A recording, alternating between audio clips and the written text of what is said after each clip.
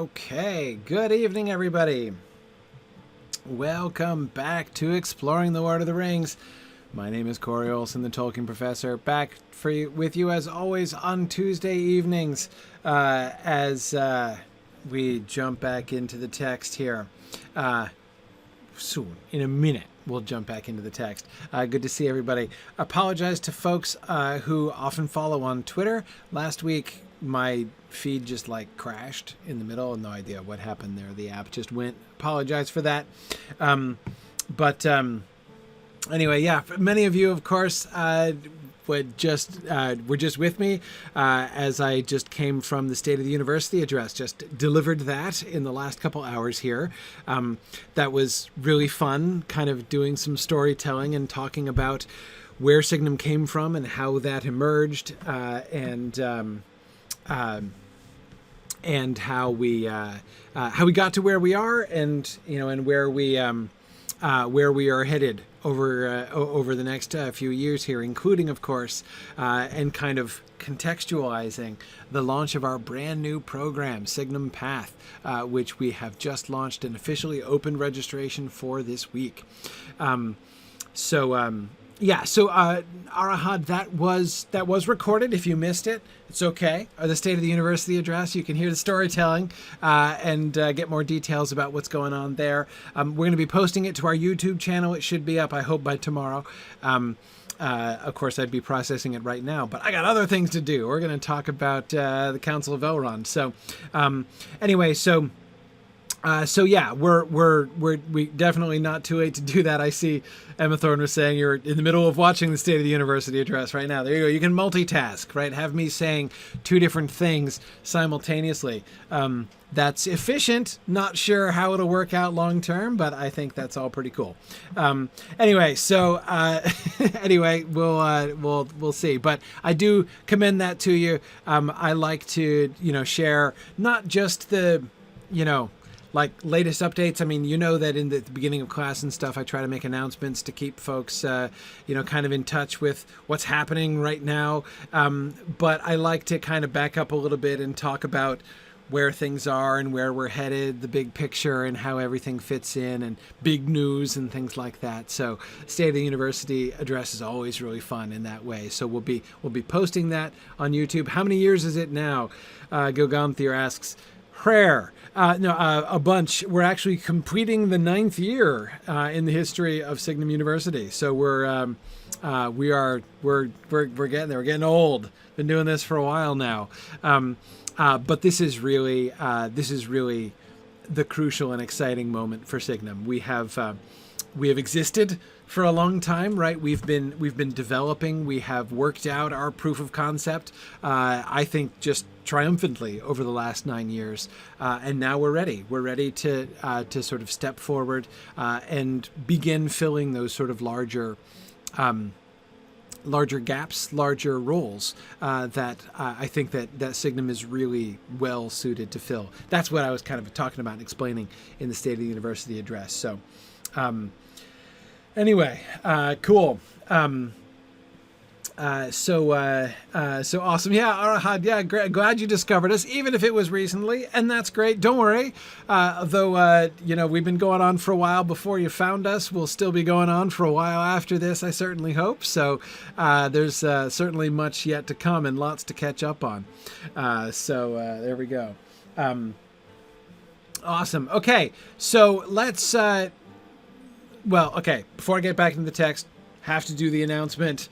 Signum Path, right? That's the big thing. So our Signum Path program, which is our professional development program for what are commonly called soft skills, what we call foundational skills.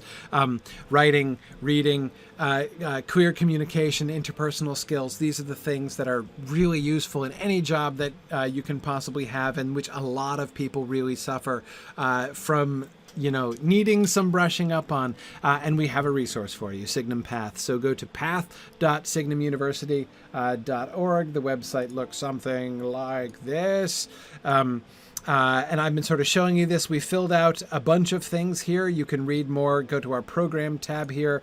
You can read more about our individual program. That's what we're just opening registration for now. So registration is currently open. You can click on the register button up here to go straight to our registration page, and you can register for any of our courses here. You can see we have our courses listed for the next 3 months. We're doing our 4 badges, rolling them out over the course, 1 class per month, right? Which are our month-long terms over the next 3 months.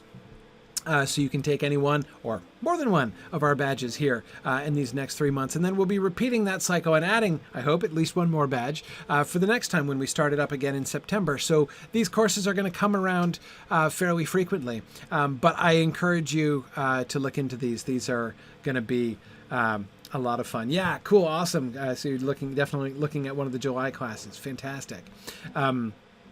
Yeah, so no, there's a lot to...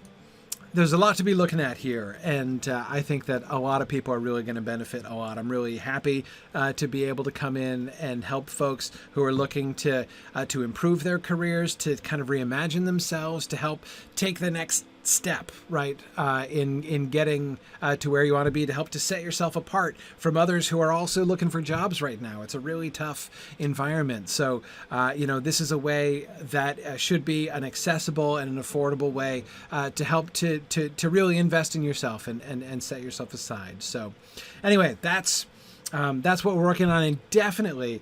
Tony talking about pitching this to your agency. Yeah, I can believe there are federal agencies out there whose employees perhaps need this. And there are a couple different ways in which you can get your company involved. We do, if you go to our corporate skills training page, we do programs which we customize for companies. So we'll come in and a whole group, I got a whole team can take these courses together. That's a really, really great option. We're doing that right now with a company. It's a really fun kind of program, and we customize these very closely to the work that you're actually doing in your workplace. So that's one option, Tony, for companies, what they can do. But another thing, of course, is if your company would just be interested in encouraging individuals to do this, right? They can still gain a lot of value even if you don't have a group program for a whole team or something like that. But yeah, for your company to encourage folks to take these classes themselves and build up some of these skills and reimburse folks for the classes upon completion, that's a really good model as well. So yeah, anyway, lots of options here, lots of ways that we can help. If you encourage your human resources director, your training manager, whichever one of those kinds of things you've got at your company, encourage them to reach out to them. We'd love to talk with them. We can set them up and let them take one of our classes, really to kind of see what Path is about, and maybe see about establishing a program that can really help a bunch of people at your company. We'd love to do that. So anyway, just wanting to share that all this stuff is open. If you have any questions, if you're wanting to know how can I talk to folks at work about this, or you have a particular question about our courses or the timing or the schedule or availability or whatever else, go to our contact page here and just fill in the contact form quick, and we'll be able to get that and get right back to you. So excellent. That's our big thing. We are officially, We've cut the ribbon, we've opened the doors, right? We are ready to accept students in the Signum Path program, and I am delighted about this. On the subject of other things that I am excited to do is get back to the Council of Elrond here. So it's time for the Halflings to stand forth, right? And we had Elrond last week. We ended with Elrond's sentence, right? That too shall be told, he says to Boromir in response to Boromir's query, right? Boromir's changing of the subject, as we discussed last time, his non-response, in a sense, right, to Aragorn's long speech and dramatic conclusion. You're right. It's time for the halflings fourth to stand. You're right, absolutely. But yes, where we see Elrond briefly wrest back control over his meeting, right? But after his one sentence, of course, he is immediately interrupted again, but not by Boromir this time. But not yet, I beg, master, cried Bilbo. Already the sun is climbing to noon, and I feel the need of something to strengthen me. I had not named you, said Elrond, smiling, but I do so now. Come, tell us your tale, and if you have not yet cast your story into verse, you may tell it in plain words. The briefer, the sooner you shall you be refreshed. Very well, said Bilbo. I will do as you bid. Okay, we've talked before about Elrond's skill at hobbitry, right? This is pretty good. He does it again, right? We saw him really giving it back to Bilbo in the Hall of Fire, right?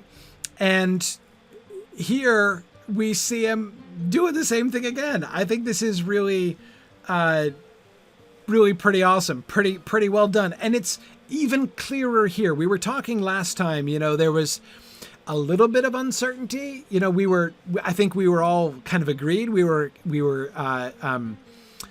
all inclined to understand, to hear his words to Bilbo in the Hall of Fire as hobbitry. But, it's possible to read them in another way. The context, we didn't get any clear, obvious external cues, that is external to the words he was saying themselves, right? Which absolutely proved that he was engaging in banter, right? His smile here, I think, is a pretty clear giveaway, right? I had not named you, said Elrond, smiling. He's pretty clear, right? I think pretty clear on the affection with which he's speaking to Bilbo. I had not named you, but I do so now. Come, tell us your tale. And if you have not yet cast your story into verse, you may tell it in plain words. The briefer, the sooner shall you be refreshed. If you have not yet cast your story into verse, it is delightful, as you were suggesting, Arahad, that Bilbo has developed a reputation as a poet even among elves, right?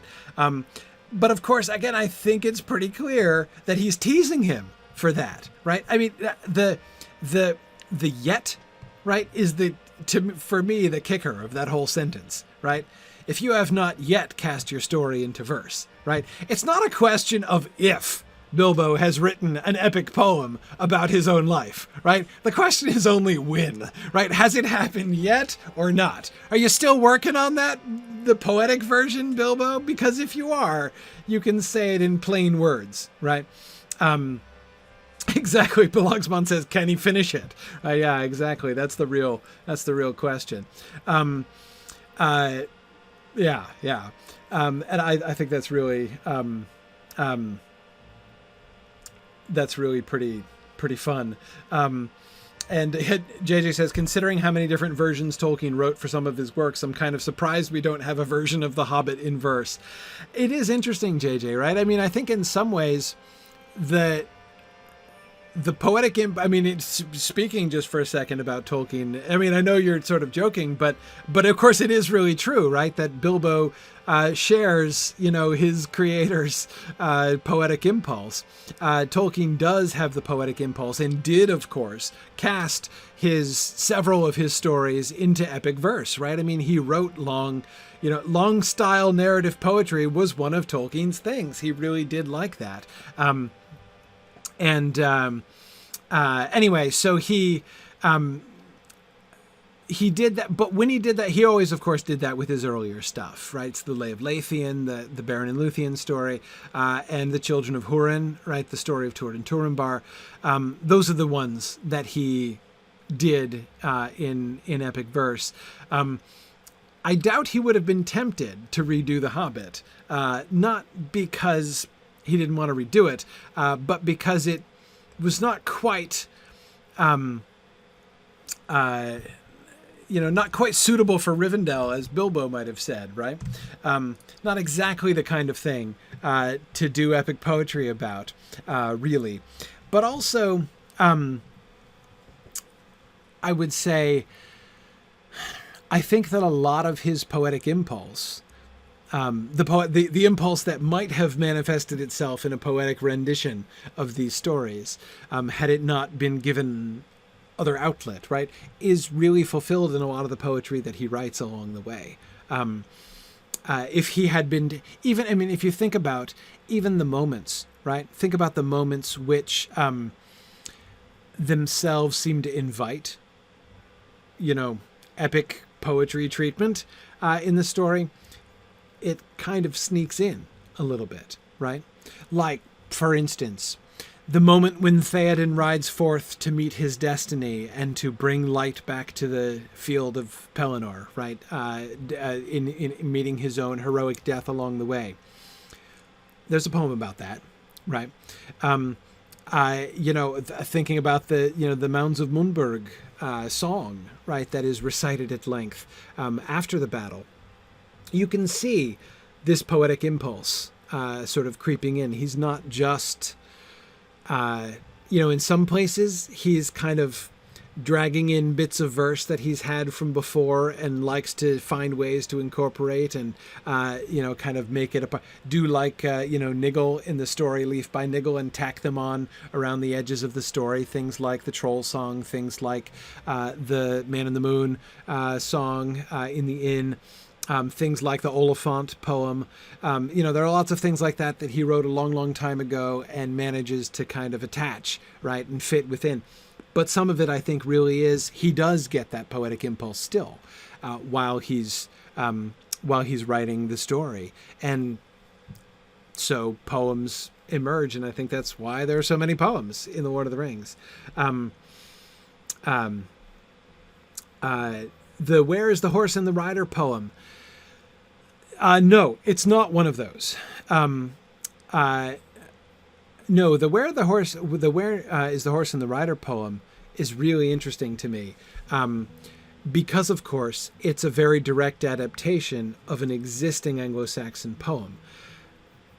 To me, there is no place where, from that passage in The Wanderer, there's no place in Tolkien's works where we can see him, I think, more explicitly kind of wrestling with the Anglo-Saxonity, right? The Anglo-Saxonness of the Rohirrim. He can say in Appendix F, I think it's F, right? That they're not the Anglo-Saxons, right? Don't make any mistake. Nothing to see here, right? These are not, don't think that these are Anglo-Saxons. He can say that.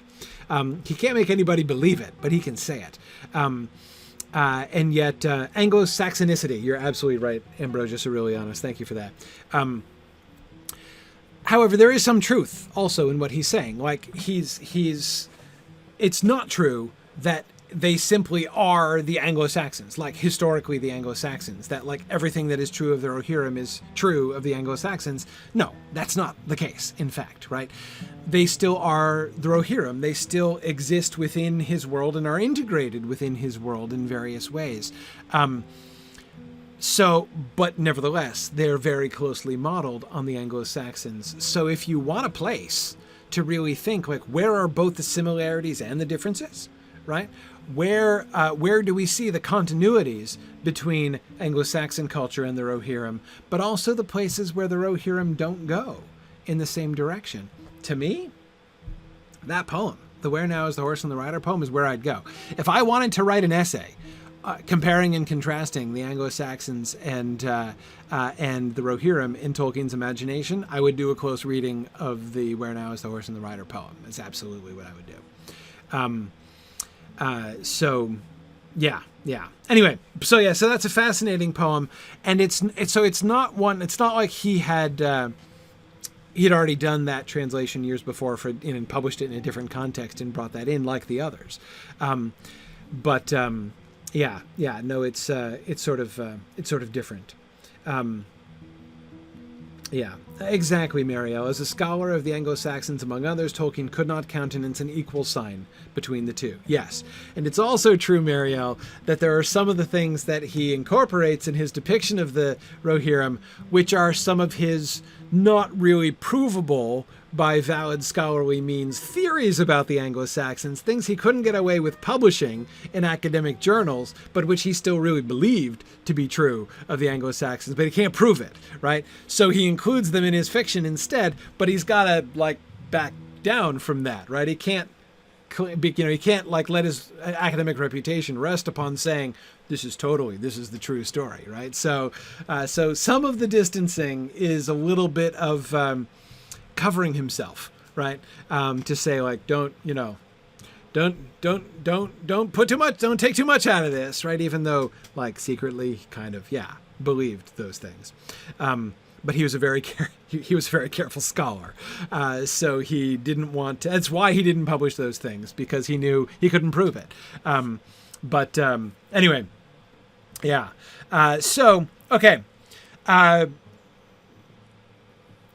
But what were we talking about? Okay, Bilbo and poetry. That's what we were talking about. The poetic impulse. All right, so backing up and retracing my steps to where I wandered off the path, like Gandalf said you never should, and Bjorn also. So if you have not yet cast your story into verse, again, it's a given that eventually Bilbo is gonna make a poetic version of his story. I also love the phrase plain words, right? In contrast to poetry. That seems to me a genuinely insightful phrase by Elrond. And I don't just mean insightful into the nature of poetry, right? Poetry versus prose, but into Bilbo as well, right? I think that he's exactly hit it on the head there, right? That to Bilbo, telling the story in prose, compared to reciting a poetic rendition of the story, I think plain words is almost exactly the phrase that Bilbo himself would likely use.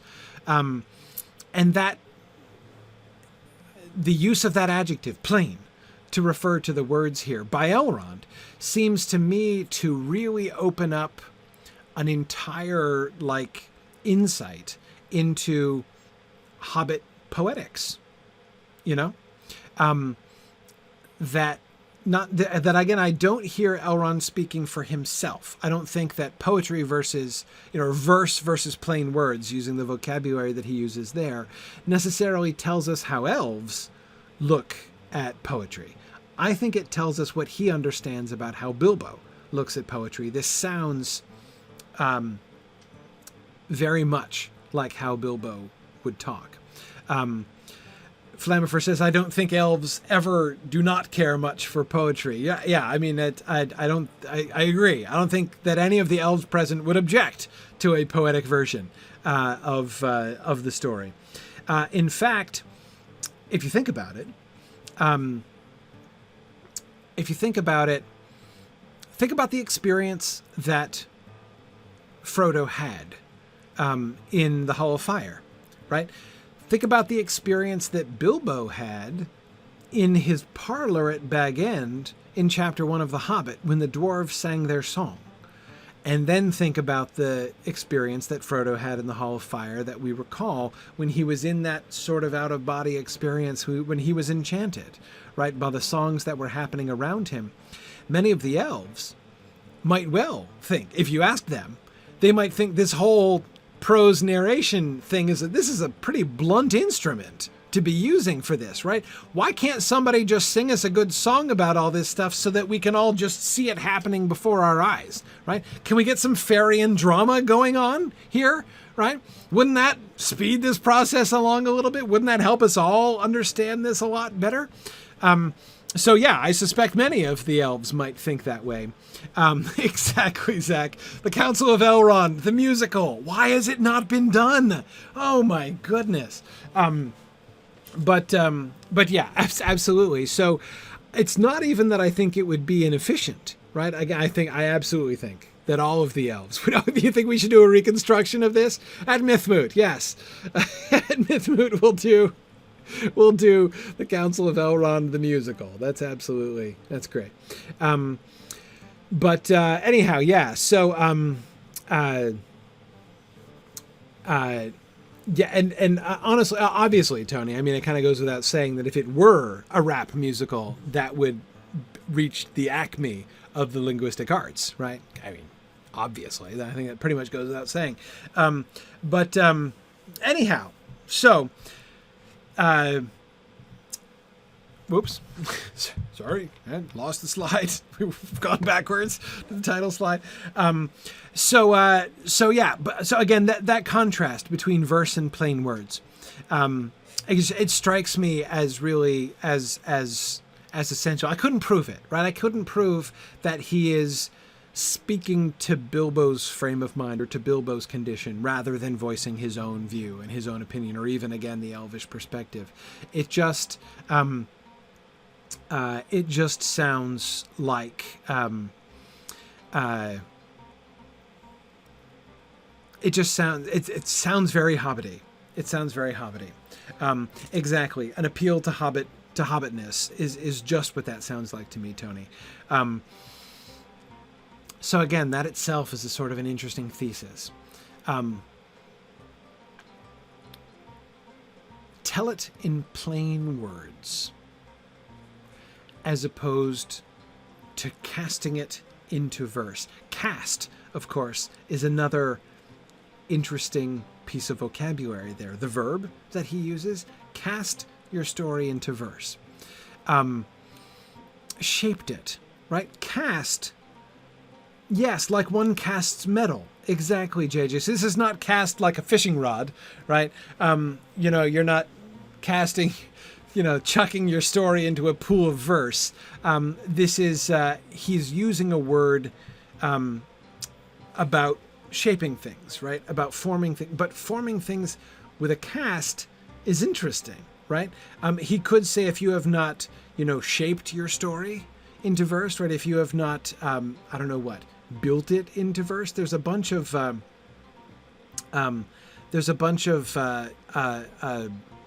different verbs that he, metaphors, spun it into verse. Sure, go going through that works. Forged it into verse, JJ. Yeah, you absolutely could do that. Now, Arahad was wondering, and Praise Moyer was suggesting too, could cast, referring to like you cast a spell. Hang on a second.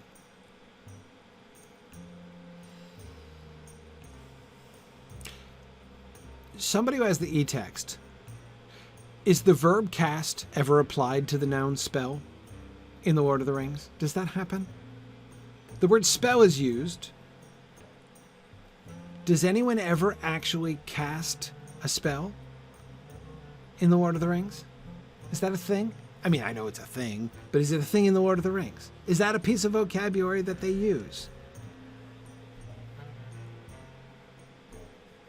I feel like it is, but I can't remember. I can't put my finger on exactly where it happens.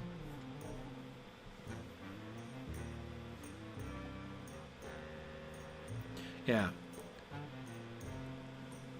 So those who have e-test, look at it. What I would do is search for cast and then see where it's used as a verb, which I think will be most of the time.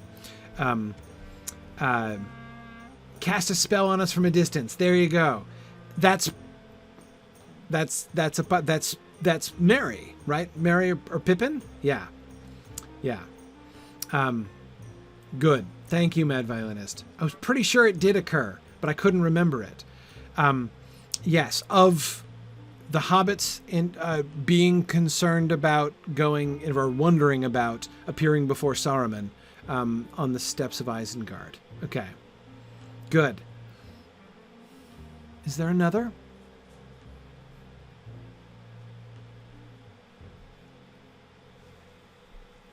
Yeah, the word, spell doesn't occur that often, Flamifer. I mean, it's not, it's another reason why I was pretty sure that phrase was quite unusual.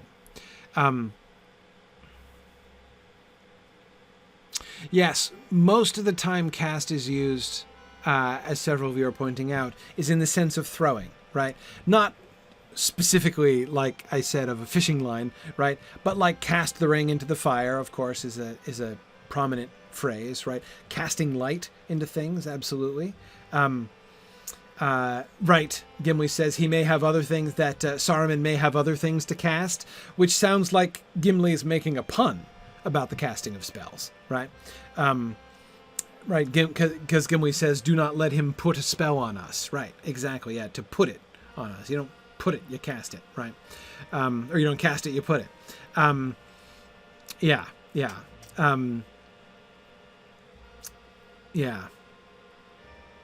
Okay. Well, exactly. No, you cast a fishing line in the same way. You're throwing something out, right? Yeah. And you often cast things into, and that's a throwing metaphor. Now, I don't think that the casting, when you cast a spell,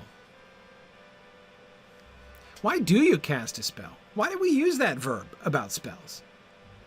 Okay, it doesn't happen. So that one time, will he cast a spell? Will he cast a spell on us? Is it Pippin who asks that of Gandalf before they appear before Saruman? I guess yes. I guess you're throwing magic at somebody, I guess, when you're casting a spell. I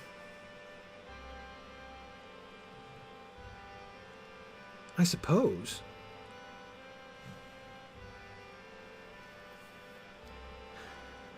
Yeah, see, that's Brandon. That's exactly what I was just getting around to wondering. What is the fundamental metaphor that underlies that phrase? Were they thinking, whoever first used the verb cast and attached it to the noun spell, were they thinking of a metaphor, a throwing metaphor, like casting a net, or casting dice, or casting a line, right, or casting a light, or were they casting in the sense of cast your story into verse here, which I believe to be a fundamentally craft oriented, like using a mold or a cast.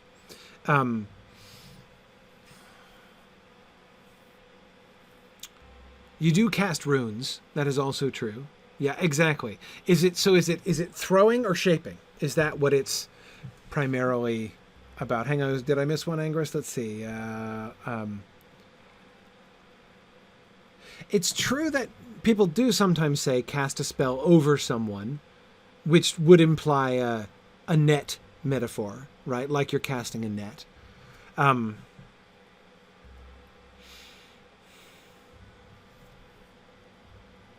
And even, of course, the use of the word on, cast a spell on us, like Pippin says, right?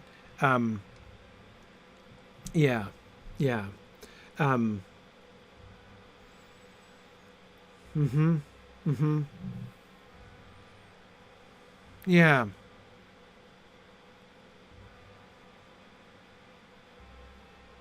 Okay.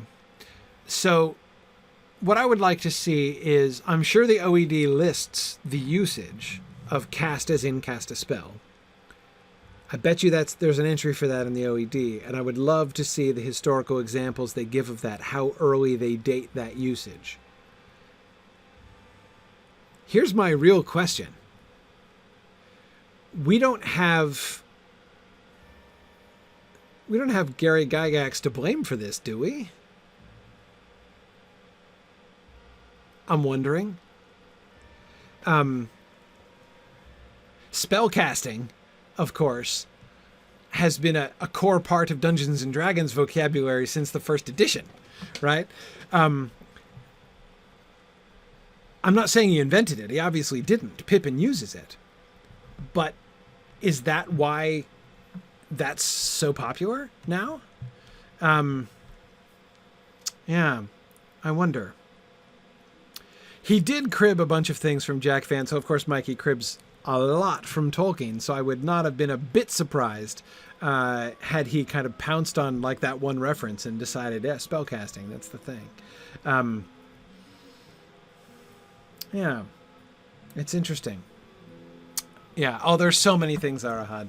And oh my goodness, it's like if you're a younger person and have only played like, you know, 3rd, 4th, 5th edition of D&D, you'll be even less sensitive to this than if you I mean, goodness, skim through the monster manual or the player's handbook of the 1st edition if you can find a PDF online or something. Oh my goodness, the monster manual is hilarious. It's like everything in Tolkien in almost exactly the words that Tolkien uses to. It's like just narrowly avoiding copyright infringement. Yeah.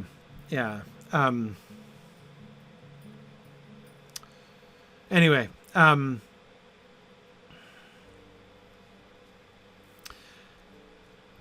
Anyway, sorry. The historical question of when cast became popularized as the verb to use concerning spells is somewhat beside the point. It is interesting because the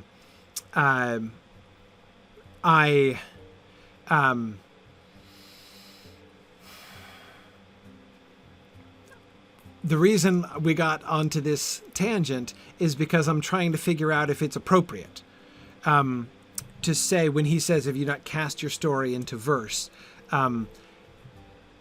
Is that a magic metaphor?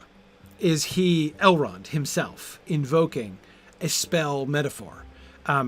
Which, of course, like poetry as spell, poetry as magic spell, I mean, there's nothing that isn't totally like normal about that in a sense, right? So I don't think, yeah, musical, that's where I'm kind of going too. I think no. I don't think it is, and mostly it would be my it would be the into. Edith, the place where Pippin says cast a spell is when he's talking to Gandalf right before they meet Saruman, when they're going to in the Voice of Saruman chapter, and Pippin asks him if he will cast a spell on us from a distance, and Gandalf says that the latter is more likely, right?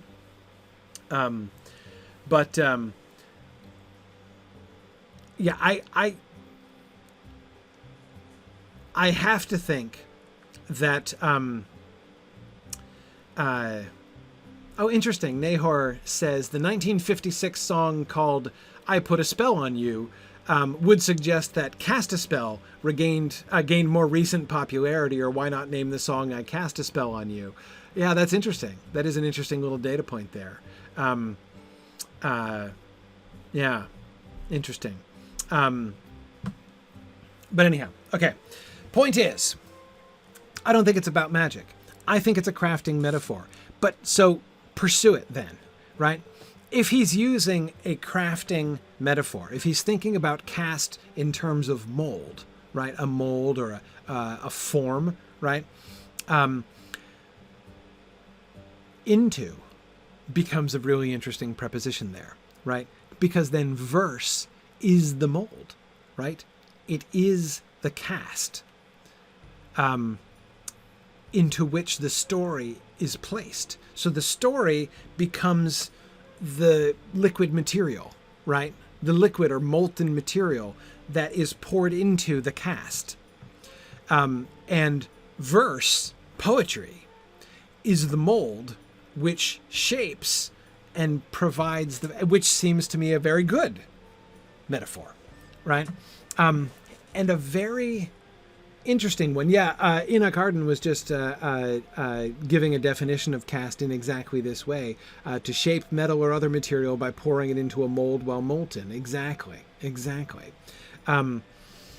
Yes. Matt is pointing to early usage of the word cast for horoscopes. That is interesting. Yes, you do cast horoscopes, and that is a very common usage. I wonder if that influences... and you cast lots, but that's about throwing, usually, I think. It's like a dice roll, right, when you cast lots. So I think that's another throwing thing. Anyway, sorry. Okay. All right. Anyway, point is that I do think it's definitely the crafting metaphor, the mold or cast.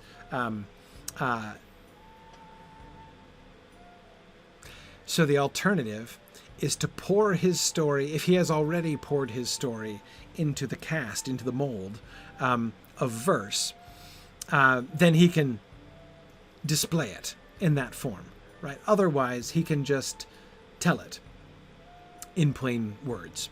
Yeah, exactly.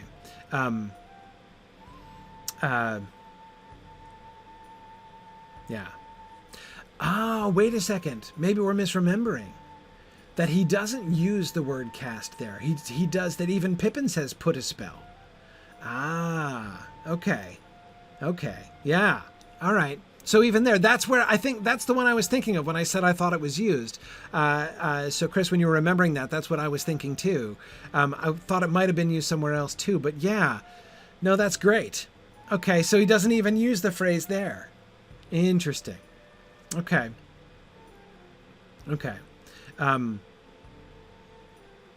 Yeah, right. We may be conflating it with Gimli's use of cast later on, in which case Gimli's cast would be a pun, but perhaps an unintended pun on his part. Yeah. Right, because Gimli says put as well. It says put when he talks about spells, but it is talking about him casting other things, like other things besides Palantiri out the window, right? Yeah. Interesting. Cool. Yeah, Fred Rock Paper, I do assume that casting horoscopes does come from, like, casting bones to tell the future, that kind of thing. Yes, that, yeah. It is. Yeah, good. Okay. Sorry. I'm fixating on this sentence here just because, as I say, I think it's a very insightful sentence from Elrond into Hobbitness, but as someone who is very interested in the poems, and in not only the poems as they appear in the text, but poetry as it operates within the story and the relationship within this story and in the story, like as part of the story itself, between prose and poetry. It's something that I'm really curious about, how to build more. So I'm fascinated in this sentence as a really interesting data point, in the sense that we get a lot of poetry happening, but people talking about poetry is especially interesting, right? Because it tells us we don't just get to see examples of what they do when they sing songs or recite poems, but to hear them talk about like what poems mean, what poetry means, and how it works and how it contrasts with plain words, right? Again, that the implication that poetry is that, like, being ornate, being decorative or decorated in some way, as opposed to plain, is really interesting, right? Not something that I would necessarily have felt safe assuming exactly. So anyway, that's the primary reason why I'm interested to kind of ferret out the usage here and how it's appropriate. And now keep in mind, the reason I've been focusing on the historical thing, and looking at the historical usage of these words, because that's always really important, right? It's not enough to, so like what spawned that whole inquiry, right, was the question, could he mean cast your story into verse in the same sense in which you cast a spell, right? How do you answer that question? You answer that question by looking at the historical usage. Is that a phrase? Is that usage of the word cast something that was popular at the time that Tolkien was writing? Is that a phrase he could be expected to use here? And the first thing you do, the first way you look, is that used ever anywhere else, right? Do we have evidence from within this text? Because that is by far the best evidence. Do we have evidence from within this text of the phrase being used in that way, of the word cast having that implication. Because if not, and if we don't have reason to think that in Tolkien's mind, in the mouths of Lord of the Rings characters, casting a spell is a thing, if we don't have reason to think that, then we don't have any good reason to think that that's a legitimate reading. It's one of the ways in which we can establish a solid argument for behind an interpretation for a reading. This has been your explanation for why, if you always believed that literary analysis was purely subjective, you were wrong. There is objective, right and wrong. There's evidence that you can put forward. Some interpretations are stronger than others, and this is one of the ways in which you do that. You can say, the word cast makes me think of spells. Cool, great, that's really interesting. I'm glad to hear that for you, but do we have any reason to believe that that's the case? Do we have any reason to believe that that is a reading that is germane to this story? And that's one of the ways in which we establish that, right? Because you can find objective data here for this kind of thing. Oh man, JJ, this is one of the things that always really bothered me. And I don't know, yes, I do know which bothered me more, when teachers or when students talked this way. I think that a lot of like English teachers, like high school English teachers and stuff who talked about literature this way, I think that they were trying to make it more accessible and meaningful, right? That like students will read works of literature and feel like this is not relevant to my life. And so you counter that, I guess, by saying, hey, like, it's about like you relating to it personally, and like what it means to you is what it's important. And that always really drove me crazy. And still does. Anyway, yeah.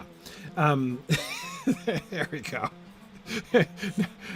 Now that I've sufficiently pontificated on that point. Anyhow, okay. Interesting. Dee Fraser saying, do I think Tolkien was debating whether or not Bilbo should tell his story in prose here and decided not to? Is there a Lost the Hobbit poem? No evidence for it. I don't think, I'm pretty sure there is not a version of this chapter that includes even a speculation or a gesture towards Bilbo actually saying this in verse. Right, Matt Violinist says, and thus you dismiss all of postmodernism. Not all. Most, but not all. There's much that we can learn from postmodernism, but I especially find myself learning fruitfully and productively from postmodernism when I look at it in the rearview mirror. Then I can learn most, I feel. Anyway. Okay.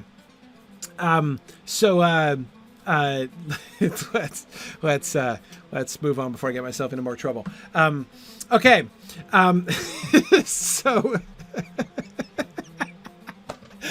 Gilgonthier says all we need now is a Boethius sidetrack, and I've got bingo. Oh, fair enough. Okay. All right. Moving on.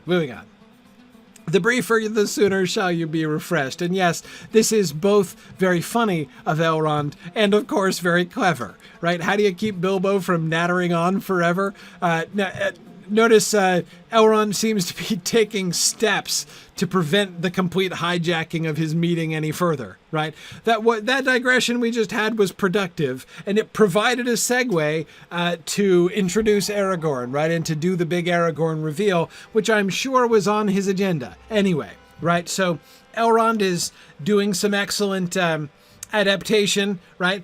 Fitting in with things and making sure we're getting around to stuff. He's not just sticking slavishly to his original plan. I think he's doing a fairly good job of running the meeting here. But yes, he's his little dig at Bilbo's feeling the need of something to strengthen me, right? Like, there's no way I'm gonna, serve lunch first and then let you start talking, Bilbo. Yeah, no. Let's have lunch be the end point, right? Looming over you here. Yeah. Good. Ha! Green Great Dragon says, digressions? What are those? I know, right? It's a good thing. It's a good thing no one is holding my lunch out in the distance and only letting me get to it after we get to the next slide. Anyhow, okay. Oh wait, I guess actually that kind of is what's happening. Nevertheless, all right.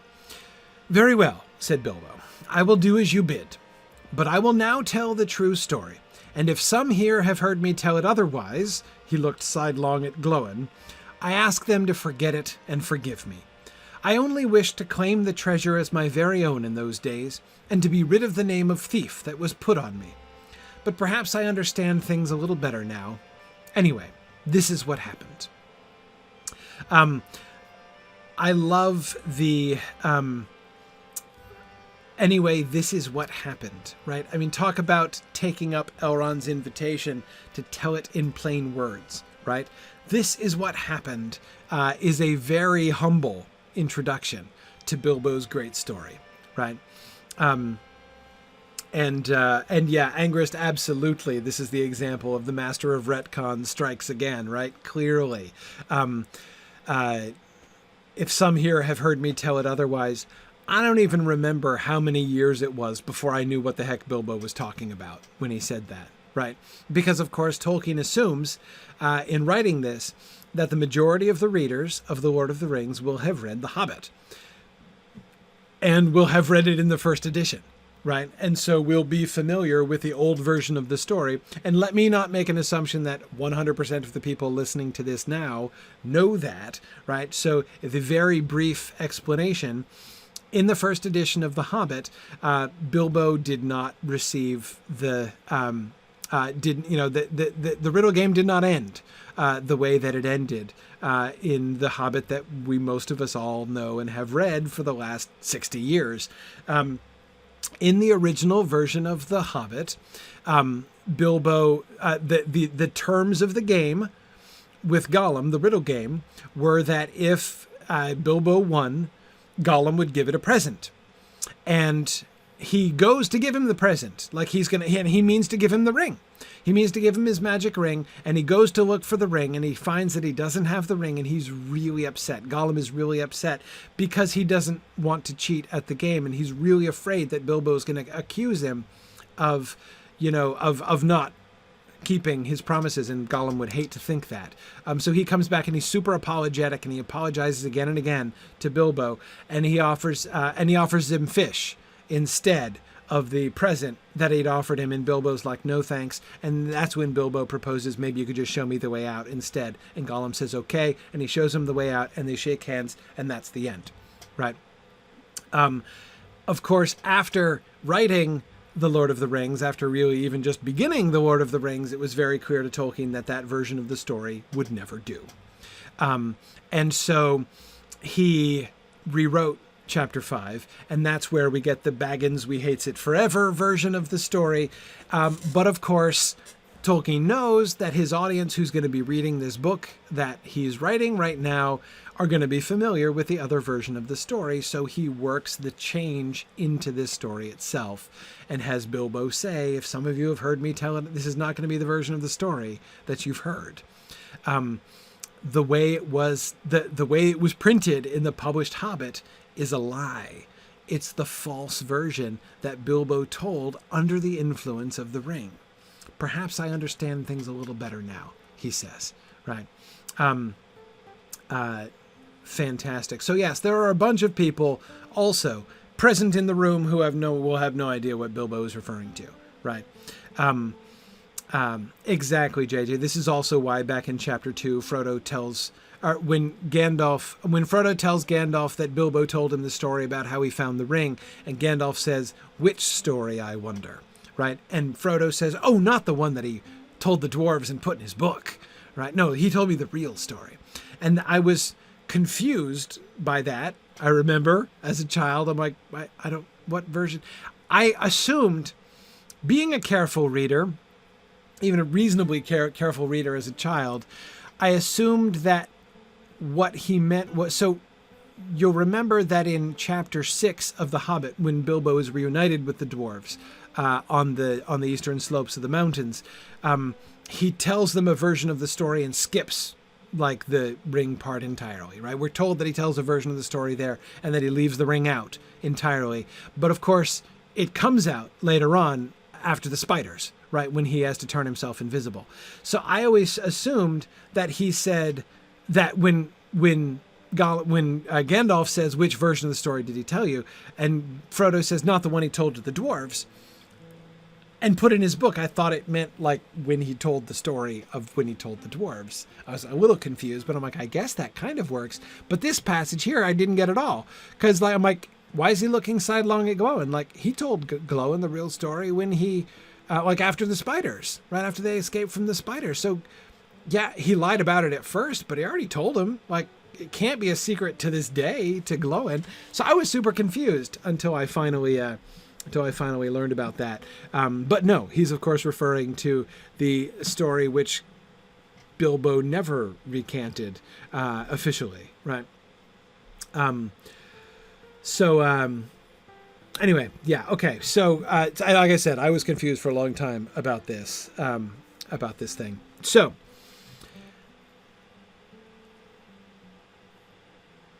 his preamble here not only sets that up, right? Not only sets up the whole sort of retcon angle there, and as I was saying, yes, it is certainly true that there are many in the room who would not know the original story.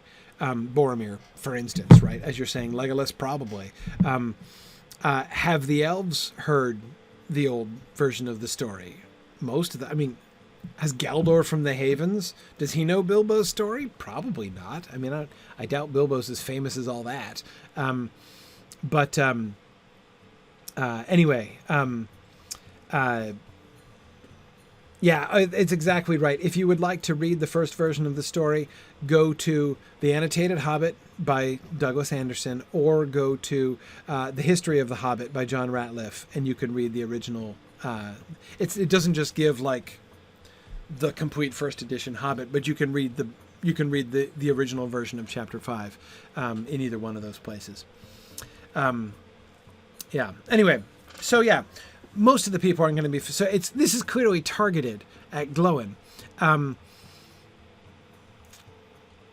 ask them to forget it and forgive me. And then he gives an explanation. I only wish to claim the treasure as my very own in those days, and to be rid of the name of thief that was put on me. The first part of that sentence is like very much to be expected. This is what we've noticed all the way along, right? And also the level of insight that we were talking about in our discussion of the scene in the Hall of Fire with Frodo's perception of Bilbo and, Bilbo's apology, right, to Frodo. I was arguing there that I think that we can see that Bilbo has now a lot of insight into what the ring does to you, and he can see it doing it to Frodo. Exactly. Yeah. Exactly. Yes. I understand now. Put it away. I am sorry. That's exactly the moment that I'm talking about there. So after that, I would expect him to have the insight. I only wish to claim the treasure as my very own in those days. But to be rid of the name of thief that was put on me is a little bit more interesting. And of course, first of all, it's conspicuous. The burglar, right, who was sensitive about being called a thief, is kind of funny, right? But it's more than just humor, right? I mean, here on the one hand, he's kind of pointing back at a pretty significant theme of The Hobbit. The theme which culminates in Bilbo saying, to Thranduil and Bard, I may be a burglar, though, to be honest, I never felt like one, but I'm an honest burglar, I hope, right? This sort of true identity that Bilbo is establishing for himself, right? This question was asked in Chapter 1, right? who is this guy? What is he? And Gandalf asserting, if I say a burglar, then a burglar he is or will be when the time comes. And he is a burglar, but he's not just a burglar. Howsoever burglarious in the end may be some of his actions and accomplishments, in the end he's an honest burglar. But he is not a thief, right? Does not like to think of himself as a thief. He wants to be rid of the name of thief that is put on him. And yeah, it's Gollum who calls him a thief. He wanted to distance himself from that. So again, that is what that is an explicit reference to is the change in the character. It's so because there are two things, right, that are big, fundamentally different about the original Hobbits, chapter 5 of The Hobbit and the revised chapter 5 of The Hobbit. And those are how Bilbo ends up with the ring, like how the riddle game factored into that, right? And secondly, the characterization of Gollum, right? Gollum was cannibalistic. I mean, he was planning to eat him, right? It was a carnivore, and unashamedly, that was still going to be what happened to Bilbo if Gollum won. But he was very fair-minded in the first, so we got this depiction of Gollum in the first edition text, which is quite fair, right? Yeah. So he wants to be rid of that name, even to clear from his own mind, clear from, the ears of his memory, that horrible final shriek of Gollum's that he heard. The Baggins we hates, thief, Baggins, we hates it forever. That is, as we get that in the revised text, that is, we're told how hard that hits Bilbo. The narrator tells us that the shriek really hits him there, right? And that's his last encounter with Gollum. That's what he's left with.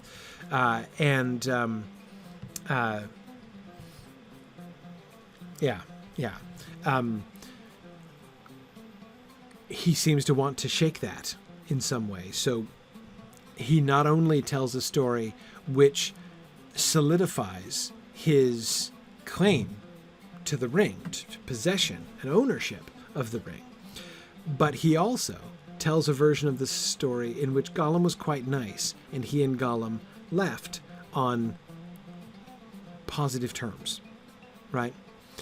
So I do think there's a pride issue here, Amathorn, in some ways, that he doesn't like to be thought of as a thief, that he wants to clear his name. But I think, and this is a very sort of indirect interpretation of that sentence, but here's the other thing that I think here. I think this is also Bilbo's pity being expressed. Not this sentence directly, but like in retrospect, the first edition text, right? I mean, you could say it's not exactly an act of pity to, conceal the horrible truth of Gollum's real situation. But I think that we can still see Bilbo's imagination yet haunted by the insight into Gollum's situation which stirred his pity in the first place, right? That insight which led him to jump over Gollum and run away instead of stabbing him and putting his eyes out. I think that he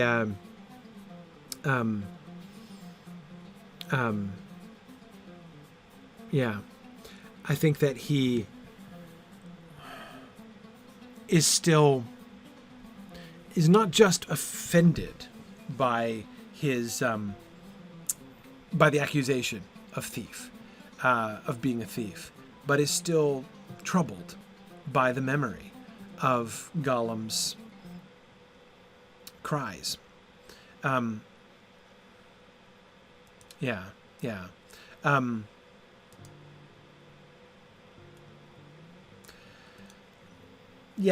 Angrist, I agree that when we talk about wishing to claim the treasure as my very own, in those days. Let's go back to that for a second, because I agree that that is interesting. As you know, Angmar's saying, he found it, right? He probably should have given it back, but it's not like he bit the ring off Gollum's finger, right? Yeah, it's not like he stole it. He didn't actually steal it. Gollum might call him a thief. It doesn't make him a thief, right? Flammifer says, what's wrong with finders keepers? This tells us something, right? Because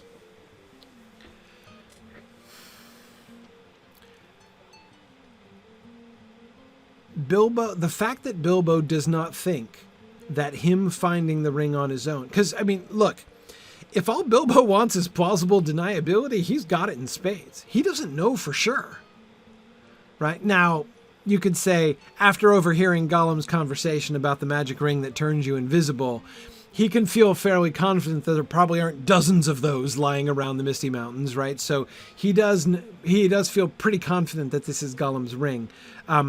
But anyway, I mean, he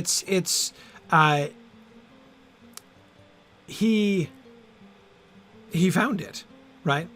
Does he have to establish the right to keep it?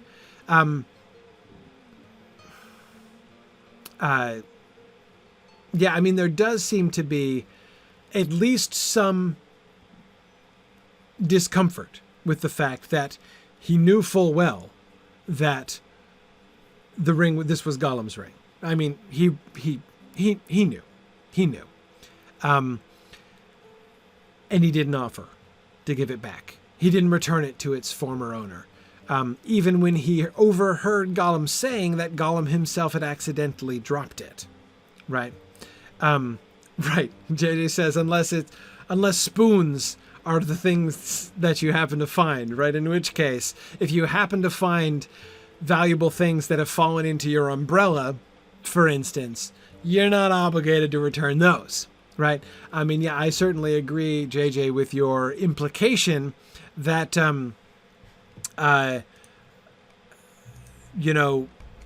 compunctions about personal property are clearly not at the very highest level of Shire moral culture, right? Clearly. I can agree, Arnas, that the Sackville Bagginses might be outliers, but I am not at all convinced that in that respect they are outliers. I mean, look at Sancho Proudfoot, right? Excavating holes, in Bag End. Bunches of people are searching for and trying to make off with anything that's not nailed down, right? Think about the people who come in a second time to get an extra present. I mean, there's all kinds of examples of the hobbits playing fast and loose with. I mean, goodness, even just think about all the people who hadn't, about the guy who had returned all the Bilbo's books, right? Yeah. So I think that the absolute necessity of returning something you find to its owner, no matter what, it's not the absolute bottom line of Shire morality, clearly. Exactly, Aranas, ill-gotten gains are free for the taking, right? So you could rationalize it that way, right? Yes, this is Gollum's ring, but he probably got it in some horrible way, right? So therefore it's okay. Right, exactly. JJ was pointing that out too. Right. Now it wasn't known to be ill-gotten, Aranas. You're right. But again, if Bilbo is looking to rationalize, he might have rationalized along those grounds. Right. Yeah. Now we know it's ill-gotten. Right. That it was, he took it off the corpse of his friend that he murdered. Right. But Bilbo doesn't know that. Right, or have any necessary reason to know that. Anyway, here's the point I'm trying to make, because I think I am trying to make a point at the end of the day, and I only wish to claim the treasure as my very own in those days. Therefore, by Bilbo's testimony here, changing the story in the way that he changed it within the framework of this retconning, right? By changing the story to the first edition text, Bilbo himself characterizes that as claiming it for his very own. And therefore, he seems to imply that somebody could say that he doesn't really deserve it, that it's not really his, in some sense, if he hadn't changed it, right? Tony, great point that it's interesting that he uses the word treasure and not ring. I only wish to claim the treasure as my very own in those days. And there I think that this is not necessarily an insight into Bilbo. Like, is this a Freudian slip on Bilbo's part, like we were talking about some of Boromir's terms, right? A bright ring. Remember when we were talking about that last week? But I don't think so. I think this is Bilbo actively characterizing his old point of view, right? It was about this treasure and him wanting to claim the treasure as his very own. Yes, and Mad Violinist points out, of course, the past tense there. It's not that he wishes, present tense. I only wished at those times to claim the treasure as my very own. Yes, yes. Yeah.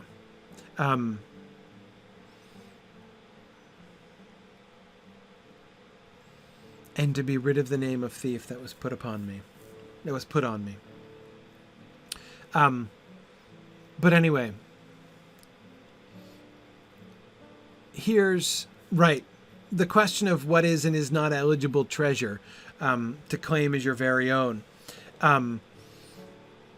It does evoke the question of the Arkenstone, right, and his claiming of the Arkenstone as setting it against his portion. But notice even his wording. Bilbo knows from the beginning, right, the very beginning, as soon as he picks up the Arkenstone and puts it in his pocket, that he cannot claim the Arkenstone as his very own, right?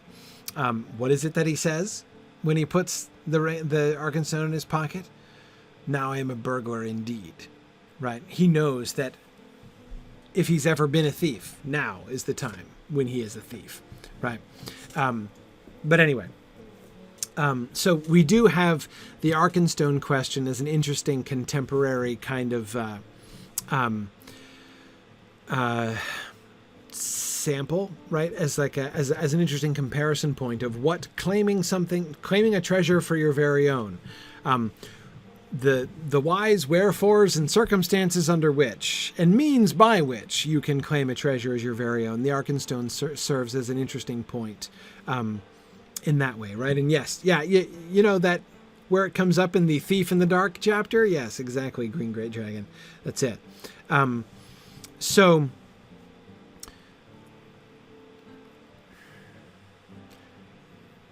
again, to me, the interesting question is, why this rationalization, right? That it suggests that Bilbo was wanting to claim ownership, a right to the ring, is clear, and that's what he,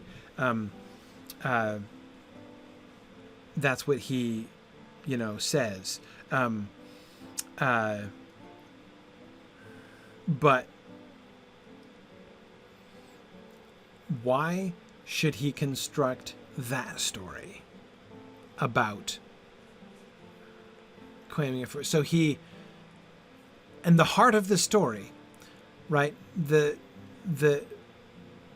heart of the story in the earlier synopsis we got back in chapter 2 is that he won it, right? He won the ring, and that the winning of it is what, in the riddle contest, is what gives him the right to claim it as his very own. Much better than, clearly that's stronger than Finders Keepers in his own mind. And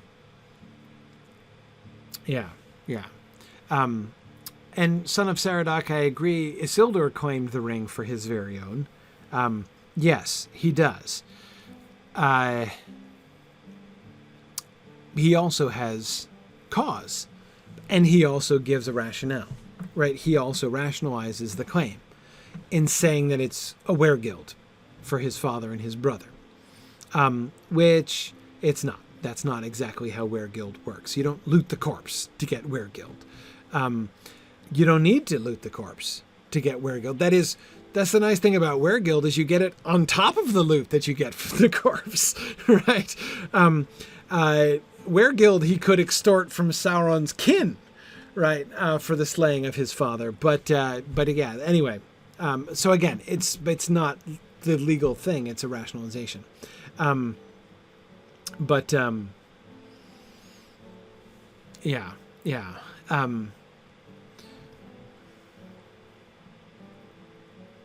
Yeah, finding Sauron's next of kin would have been an epic quest. Yeah, it sure would, Zach. Absolutely, I agree. Rowan says, does Frodo ever rationalize getting the ring? No, not really, because he doesn't have to, right? He inherited it, right? Frodo has the best claim on the ring of anybody. Now, Isildur's is pretty good too, right? I killed Sauron and I looted his corpse. It's a pretty good reason to keep the swag, right? I mean, that seems fair. You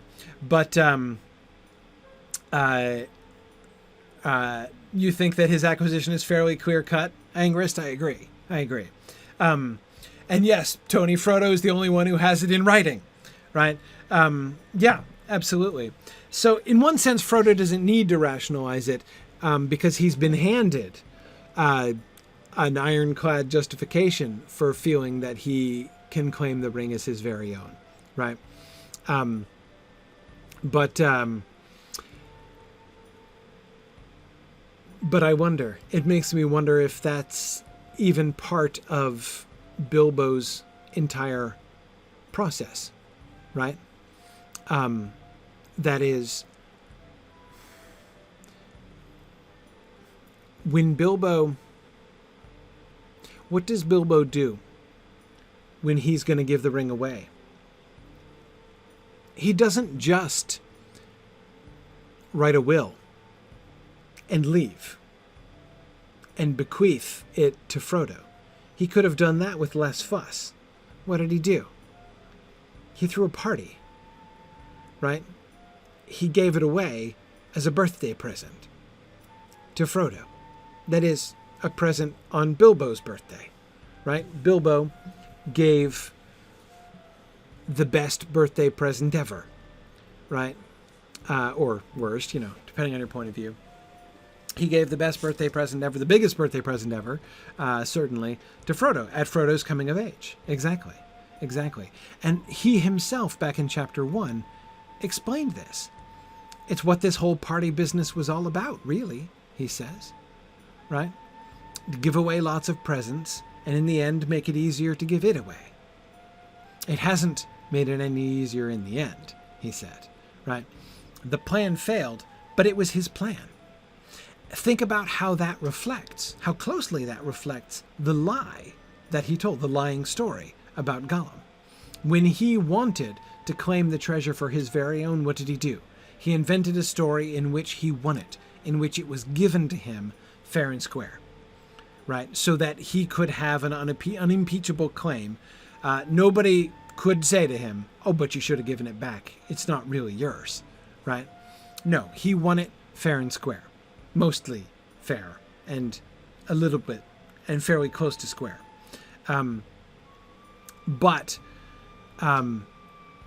he makes it easier for it. So when he's trying to convince himself to give it away, he wants to give it away. What does he do? He throws a party, a birthday party, in which he's going to give the ring away as a present, and therefore give Frodo not only the right of inheritance, but also the right of gift, right? Explicit gift on a legitimate gift-giving occasion. A birthday gift, right? Yeah. So, okay. Again, this, I think, reveals something about Bilbo's mindset and how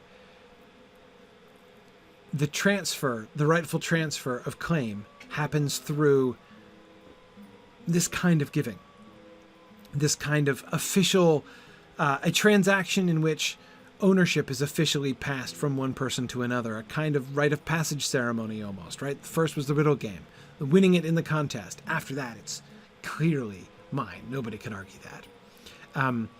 And with Frodo, he's going to give it to Frodo. Not only, he's going to double it, right? Not only bequeath it to him in his will, but give it to him as a birthday present. And again, what I'm here wondering is if this is not only because it would make it easier for Bilbo, but because Bilbo wants that for Frodo, right?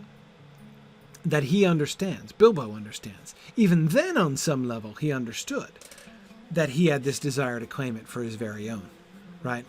So if he's not just gonna leave it in a drawer with a sticky note or something, right? He's not just gonna have Bilbo find it among his effects after he leaves Bag End, right? Because if he did that, then there could be some cloud hanging over Frodo's ownership, right? Did Bilbo mean to leave this behind? Is he going to come back and collect it? Right? Is this really Bilbo's ring, and Frodo doesn't have a right to it, right? But he doesn't leave that loophole open either for Frodo or for himself, right? Because if he just left it for Frodo with the house and the furniture, right, then he too could tell himself. He would not have really cut the cord completely either between himself and the ring. Right, he could still be saying in the back of his mind, maybe I'll go back and collect that ring of mine one of these days. Right, exactly, Tony. Bilbo legally separates himself from the ring. Exactly. And binds Frodo to it, but which again I think he would think not as a burden to Frodo necessarily, but as a benefit to Frodo. And so yes, I do think that that's why Turambar, Frodo doesn't have to rationalize his claim on the ring. He's the last person since at least Isildur who doesn't have to do any rationalization, right? Who has a pretty good reason for it.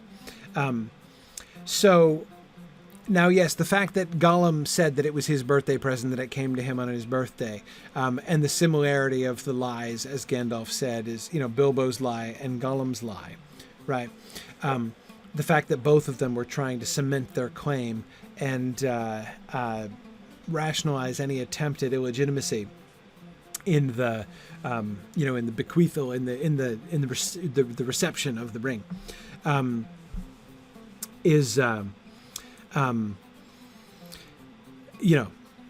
there was something else at work, Gandalf concludes, as a consequence of that. It is true that the birthday traditions seem to be different, Dragonti Arachne. Yes, exactly. And Tolkien addresses this in one of his letters, actually, the sort of how Gollum seems to assume that he should receive presents on his birthday. Tolkien wrote a whole letter on this. You can read it in the Humphrey Carpenter letters collection, actually.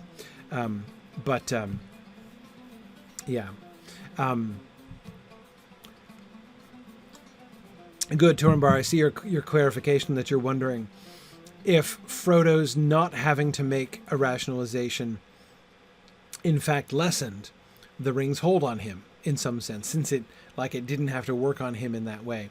I don't know if it lessens the hold necessarily. I mean, it in one sense, it gives it an easier peg to hang on, right? The others have to kind of bend over backwards, Gollum especially, right? You can keep trying to convince yourself that it's a birthday present from Déagol that you took from his cold, dead hands, but, that takes some doing, right? You really got to put yourself into a twist to convince yourself that that's the case. With Frodo, you don't have to go so far, but I'm not sure that necessarily gives it less of a hold on you. If anything, it makes it a little bit easier, perhaps. I don't know. Yeah, would easier to rationalize mean easier to give away? Maybe. I mean, he certainly has a role model in the giving it away, which is a big deal. But yeah. I don't know. Maybe it affects them in the sense, as as Sarah is saying, and as Turambar is suggesting. If the ring first prompts you to bend the truth in order to cement your claim, then it establishes its relationship with you on that footing. And that is like what Gandalf says about Bilbo's pity, right? About how, Bilbo took so little harm from the ring because his relationship with the ring began with pity instead of murder. So in that sense, that if you've got to rationalize, if you've got to twist the truth in order to rationalize, to justify even to yourself the possession of the ring, then it puts your relationship with the ring on shaky ground from the beginning. Even though Bilbo's ground is much less shaky than Gollum's, nevertheless, it's still parallel in that way. And so maybe that gives Frodo a kind of moral advantage. Possibly. I mean, that argument makes sense to me, certainly. Yeah.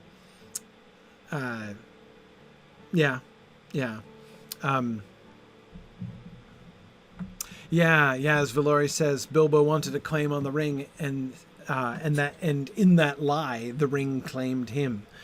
And so therefore the ring has less of a claim over Frodo, in that his possession of the ring is perfectly legitimate, right? Perfectly legal. I can get behind that reading, definitely. Okay. But perhaps I understand things a little better now. I love the perhaps, by the way. We talked about the insight that he seems to have, and I think it's fairly significant. But he's not arrogant even about that, right? Perhaps I understand things a little better now. It's a very gentle way of both of confessing the lie that he told before, right, and apologizing for that, but also still being humble as well. Anyway, this is what happened.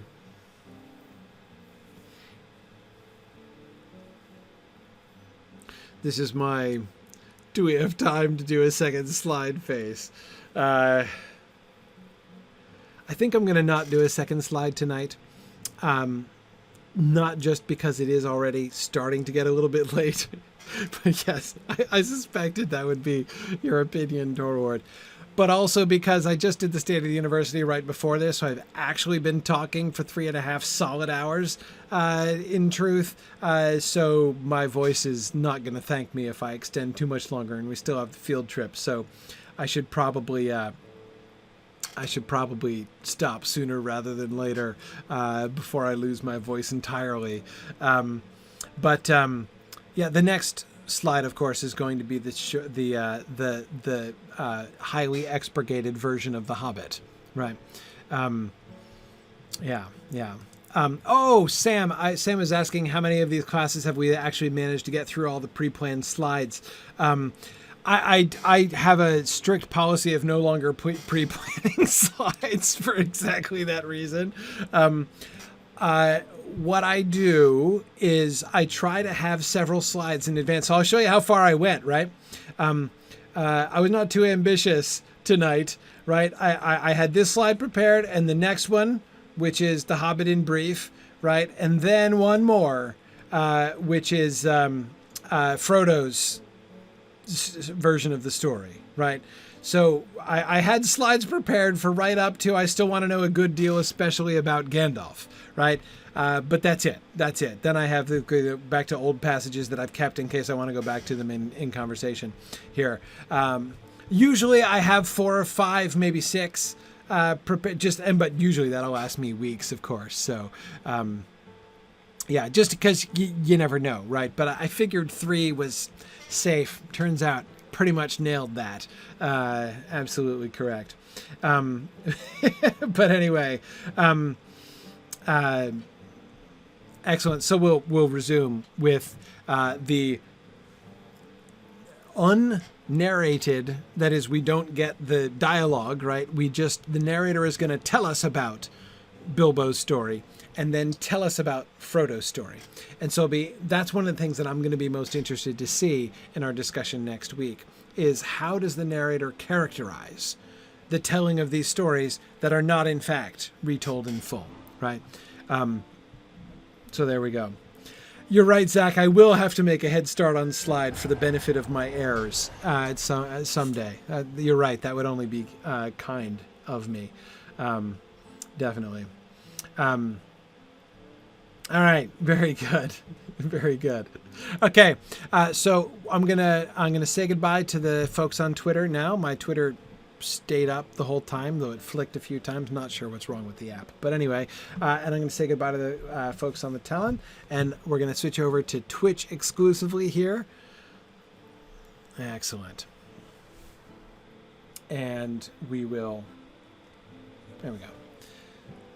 There we go. And we will head back to Angmar for our field trip. All right. Okay.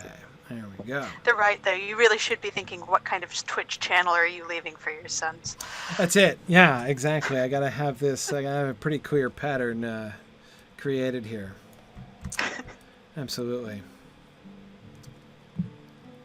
All right. Good to be back in the game.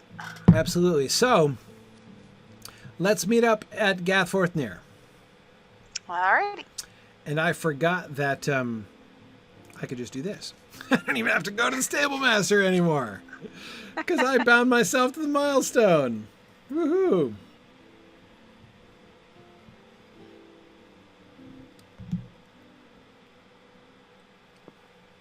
All right. We'll give people a few minutes to catch up by stable. Yeah, exactly. And I think we can start outside by the stable master. I'll still head out there. Because we're done inside, and we'll have I selected a literary heir. Well, of course, a lot of people joke about my son Matthias taking over someday. He's already started his own stream, so he's into this kind of thing. And I will say I don't know if he's going to end up as a professional teacher, but he certainly has. I certainly see in him a lot of these same characteristics that I have and a lot of the loves that I have. But I'm not sure he's going to be a Tolkien guy, though. I'm really not. I am wondering, what is this shaft of green light? Oh, sorry, that's a beacon. They just showed up in my inventory, and I'm trying to get rid of them. But it makes a great come meet us over here kind of thing, doesn't it? I see. Right. Well, no, I mean, I was like, I thought it was the mothership or something. That was very confused there. Okay. So that's an item? Yeah. It's called a Dwarf Candles. Presumably like the dwarf candles spoken of at the firecracker. So it's like a firework thing. Yeah, I think so, although it does look more like you're being summoned. Yeah, my goodness. Or just pull the sword out of the stone or something. Right. There should be music associated with it. Yes. We actually do use them in the music community very often. For spotlights, yeah. Yeah. Well, that'd be... Yeah.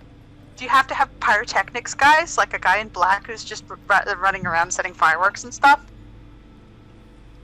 Well, no. What we normally have are folks who will light those candles behind the band to kind of illuminate them from behind. So it's backlighting. And they don't cause as much lag as fireworks. But it's like you got roadies. Yeah, no, it's pretty cool. I've never seen this ever before. Me neither. They are taking up so much room. First experience. Thank goodness I got that. Wait, do I have these? So Narnian has never completed a quest in his life, except for the ones to get past the statues. Those are the only quests I think he's ever completed after he got through the intro area. So I've got this is like the inventory of someone who's never done anything with his inventory since that time. Just like a bunch of presents I've received. Completely unanswered. I've got a whole bunch of unopened boxes and things. But there should be a new title in game called Hoard of the Rings, and when I mentioned that on Jerry's show last week, he laughed. Yeah. Oh man, I want that one. Let's see. Wait, what's the? This is a bucket of. That's the anniversary fireworks. Okay, that's different. Yeah. Anniversary fireworks from I'm not sure how many years ago. This one is a Hobbit firework. Right. Okay. Yeah. I don't know that I have any of those. Maybe they're in one of the boxes that I haven't opened. Oh, look, I've got a white tree now. Oh, that's right. I've got my 3-year gift box and my 4-year gift box and my 5-year gift box all unopened in my inventory here. There's the white tree. See, this is all just to show. See, I really don't. I really do not quest with this dude. He is just a teaching character. And he is adjusted to that life. That's right. That's right. Okay. All right. Let us. Is it just me, or is it darker than usual? It's kind of dark. It's usually the sky would be kind of like bruised colored. Yeah. Oh, it's the late watches of the night, so it's the darkest hour before dawn, I suppose. Oh yeah, it's because we're here earlier than usual. Yeah. Yeah. Maybe. All right. So let's, maybe the dwarf candle killed my night vision. Very possibly. Yeah. Very possibly. Okay, so we were down in Himbar, and we wanted to do some more investigation down there. So let's get back to where we were near the Cargul. Riding the wrong way. That's just the wrong Oh, no, path. it's down here, Corey. Happened to be pointing up that hill and was like, tally-ho, and this is the way we need to tally-ho. Okay. There we go. I discovered my error fairly quickly here. Okay. Yeah. Right. So Yikes and away. I was particularly interested last week in the fishing village. Relationships between I've forgotten their name again. The Trev Duverdine? Duverdine? Yeah. Right? Hang on, I'm going around a different way now, but that's okay. Right? Doesn't this loops around to the place where we were last time? Follow the path it loops around. Yeah, don't go into the spider's cave. I won't go in the spider's cave. Yeah. No, I want nothing to do with Bogbereth or any of her ilk. Oh, look, so are these spiders being trained? Are they in the pit because they've been bad spiders? Or that's their night pit. Yeah. Okay, yeah, these are the tamers again. So right, this is yes. Yeah, we were here last week. Right, it's not. Is this the same one? Yep, same one. Are you sure? Mm-hmm. Oh, right. Okay. Right, good. I thought this was a different one. Okay, in which case down here and to the left should be that village, right? Yeah. Yeah, more or less. Yeah, here we are. Okay. With the Cargul. Right on. Okay, right there's the Cargul, right over here. Got him. Okay. Mm-hmm. Excellent. Oh, goody. We've got a roving threat. They just one that always comes out around here. Yeah, somebody let me know if we get proximity warning there. Hang on. Did we look at the statue here? I was just going to say last that. Week and was that there? I noticed it last week and I got distracted. Yes, There's it was there. No I was going to bring it up and then really? Something else. I think we noticed the farmers and that distracted me. Yeah, you're right. Forgot. I ran right past and looked. I can't even believe that. Because, oh my look, goodness. Agriculture. Yeah. What a rich piece of evidence this is. Yep. Because this is the same statue, right? The classic semi-anthropomorphic Sauron statue with the red eye in his face. And a nice hat. Right, and the robe of swords, right? Yep. Ouch. With the little mini skulls. This is the same statue we first saw, I think, in Fornost, if I remember correctly. There are a bunch of these in Fornost. I'm pretty sure. That's right. Yeah, made by, I thought we were supposed to assume they were made by goblins or something, but... Yeah, it looks very goblinish. But see, so because we've seen it in other places where the Tre Duverdine are not, I am concluding that this was... Sorry, Fracas seems to have broken out. Oh, it was the troll. Yeah, well, they do that. They had it coming. He did have it coming. I agree. He richly deserved what he got. But one possibility for this statue, right, is that this statue was created by the Trave Duverdine, right? That this is like, they've made this like little totem to Sauron here in the midst of their village, because this does look like this is not like the Trave Duverdine village. This is the Hillman's village. The Angmar village. But anyway, they're like, you look at their standing guard right here, right? And then you've got the lady, what is her name? The blood seer, right? Yep. The one who sees blood, and then you've got the guards, what are they called? Oh, they're called X whatever they were. That is an X guard, apparently. But anyway, right, so you could argue, you could theorize. Oh wait, a protector. That's what they were called. I'm looking in my my text over there. They were called Duverdine protectors. Protector. So one could speculate that this statue was built by them, but I don't think so, because although we saw plenty of Angmarim down in Fornost, I don't think we saw any of the Duverdine down there, right? No. This particular culture, I don't think so. So, ergo, I conclude that this statue is not a statue made by, from within the culture of the Duverdine. It's outside the culture, right? So, who then built it, and why? Is this part of the Angmarim culture that was imposed upon the Duverdine? Well, no, I don't think so. Because when we come over here, we see what their culture looks like, right? This is what the Angmarim are like when they're at home, right? Yeah. They want to build a little sanctum to Sauron. This is what it looks like, with a nice altar, with a shiny iron crown. Instead of pretty statues. Right. They're not interested in statues, even statues of questionable prettiness, right? They're into blood sacrifices on stark-looking altars with cool, glowy crowns on them and blue flames flanking them on either side, right? This is their kind of thing. Not that over there. So, if this is not something that's native to the Duverdine culture, and it's not something that is an organic part of the Angmarim culture, where then does this come from, right? It does look like it was built by goblins. And that was certainly our very plausible theory when we came across it in Fornost, right? That this was an orc construction. And it may be an orc construction, or it may be modeled on the orc constructions. So here's my theory. My theory is, because the only orcish creatures we've got are the trolls, and I don't think the troll made this under any circumstances. Trolls do not build, and that probably goes for statues as well. Keep in mind, we are outside Carndum. We are outside of what?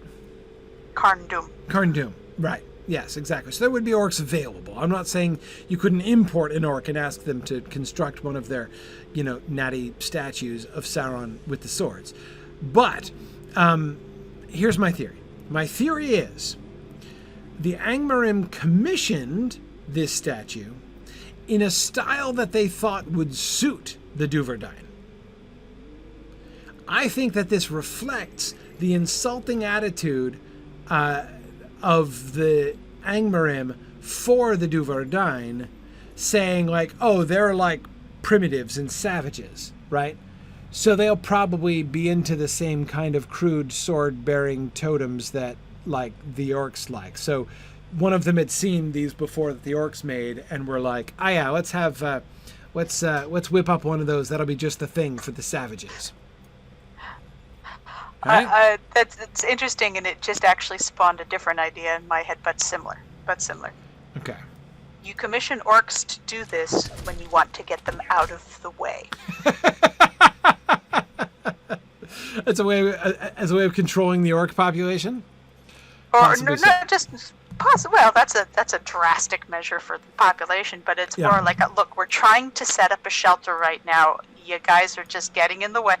You know what? Make a shrine to our beloved leader. Go. Do it. Right. Maybe so. Don't stop until it's perfect. Right. Maybe so. But now this is like something I would make my kids build if I'm trying to get them out from underfoot. Hey, everybody, let's go get some oatmeal drums. Right.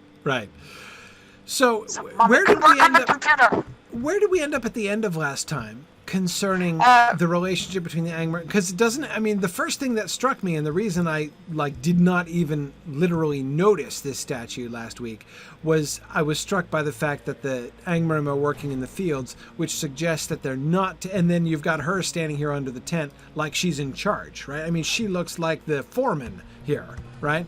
Yeah, she looks like the boss lady. I think we determined there was ranking involved. Like the ones in red are actually not in charge. They're the acolytes, the minions. Right. These guys over here. Set menial tasks while the big hoity-toities under the awning with the altar, who's probably the guy taking orders directly from the Cargul. Right. And then there's Duverdine higher up the ladder, who are rank higher than the minions who are overseeing them.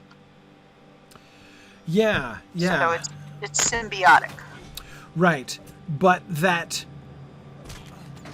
the appearance of supremacy by the Duverdine is probably an illusion, right? Probably. That probably this guy over here is the guy who's really in charge around here. And so would he have commissioned the statue? Maybe. Possibly. But that also explains the protectors. The protectors are not protecting the minion. They're protecting this the Bloodseer. Iron Crown Priest. Oh, they're protecting him over there. Yeah. Or maybe they could be an honor guard for her, right? So that this is the Angmar basically playing nice or seeming to play nice, right? As it suits them. Right. With these allies, but they at the same time are and that guy who just got killed, right? He's walking the path here, right? So we had him as okay, he's one of the guys who's probably in charge, and you've got the Gorth. This minion here. He's just a crossbowman. He's nobody. Yeah, there we go. Right, that guy. Yeah, he's one of the red shirts. Yeah. Okay. Literally. Yeah, in this case. Okay. All right, and so that's right, and that's where we got over here to the Merivale. This is right where we finished last time. Okay. That's right. We were looking at all the Merivales. Yeah. And this was the approach to Carn Dûm, so we decided we weren't going to go up here yet. Yeah, yet. Right. Okay. All right, here's another couple of these guys just standing around. Just a protector. Yeah, and another Bloodseer. A lot of Bloodseers. And then down, mingling with the Maravale, but, right, kind of petering out as we get deeper into the Maravale setting. Okay. Here's one of the tents, which certainly does look like a native sort of Treve Duverdine tent, right? Yep. Yeah, the orange slices and the colors. Yeah, the orange slices, the spears. Yeah. And now we've got the road up to Carn Dûm. And even from here, we can see at the first turning stage of the road to Carn Dûm, one of the somewhat evil Tudor houses, right? The slightly evil Tudor houses. And so, therefore suggesting that this older population, right, this older sort of traditional population of the area, the hillmen, and we don't really see any of them, right? I mean, there's the Duverdine, really. But I don't think the Duverdine are a different culture. I mean, the Duverdines, I mean, they are this one, right? These hide pavilions also presumably are theirs, because we saw hide stitched together in this way, in a similar way. Unless they're using these unless these houses are old, these houses look like they were old and abandoned and are now being reoccupied and repurposed. Yes. Yeah, I think the native population, that is the population who built these houses, the slightly evil Tudor houses, I agree. They seem to be gone. Mm-hmm. They seem to be gone. And we're not getting anything from the Duvardine in here except the occasional pavilion, right? Mm-hmm. Under which the Angmarim priest is worshiping here, right? Yep. What's hanging from the rope? What's that? Never noticed that before. Which? This stuff. These metallic items. Dangling. Oh, yeah, I think we've seen those. Yeah, they're like, just things of note. Right, like status symbols, probably. Yeah. Huh. Right, some kind of baubles or something. Yeah, that's what it looks like. Okay, so hang on. Does this suggest that the construction of this Angmarim altar underneath this pavilion is a piece of cultural imperialism on the part of the Angmarim? Or are we to believe that this style of pavilion, which we thought might have been Duvardine, is instead, in fact, Angmarim? I'm not sure. I'd have to go back to a Numinist and see what the shrines and altars look like there, because there were some erected outside of Evendom and yeah, and the orange slices, we saw that in Algair. I mean, that does seem to be, and outside of Angmar and Askeldin. Yeah. Right. But yeah, I'd have to see. I'd have to compare it to what I've seen in the Numinas.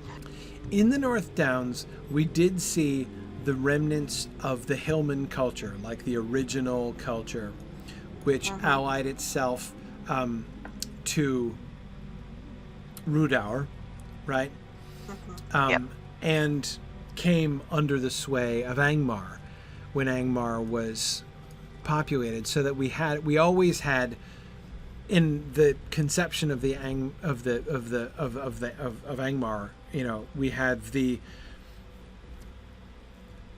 Angmarim culture, right? The sort of intrinsic Angmarim culture that is the real evil stuff, right? Was the followers of the Witch King, and those are that's the priestly caste here, right? Yes. They are the sort of sorcerers, kind of like them following the Witch King are kind of like the sorcerers, the Easterling sorcerers, right? Yes. That we see in like the Brownlands and such. So those are, in as much as they're not really native to Angmar. They're invaders, right? Twice invaders. They were invaders in the old days, and they've re-invaded now within the Lothar adaptation story world here. In the old days when they invaded, this culture, the culture who built this slightly evil Tudor houses, they were just an indigenous human population, very like to, as apparent from their architecture, very like unto the Brelanders, right? Yep. But they came under the sway of Angmar, hence the slightly evil cast to their architecture, and the other Angmarim structures that we were seeing in walls and fortifications and things, as we saw down in the south. Yeah. Now, the Duvardine are a separate culture, which I don't think we see reason to find are in conflict with the Hillmen, but I think they're, what are they, newer additions? Have they come in? Are there any of the Hillmen left? No, they talk here? about ancient rituals that have been done for centuries, like that rock thing. Right. So they and the Hillmen presumably lived here more or less together? More than likely, the Hillmen were here first before the Yeah, so sort if of we Angmar. imagine, like, the culture of Angmar prior, like, in the Second Age, right? Prior to, before the Witch King was a gleam in Sauron's, it was a malicious gleam in Sauron's eye, right? Yeah. We had the culture of Angmar would have been the Hillmen, because if these guys are connected to the Bree-landers, they've probably been here as long as the people of Bree, which is way before, way before any of the Sauron stuff came into the picture.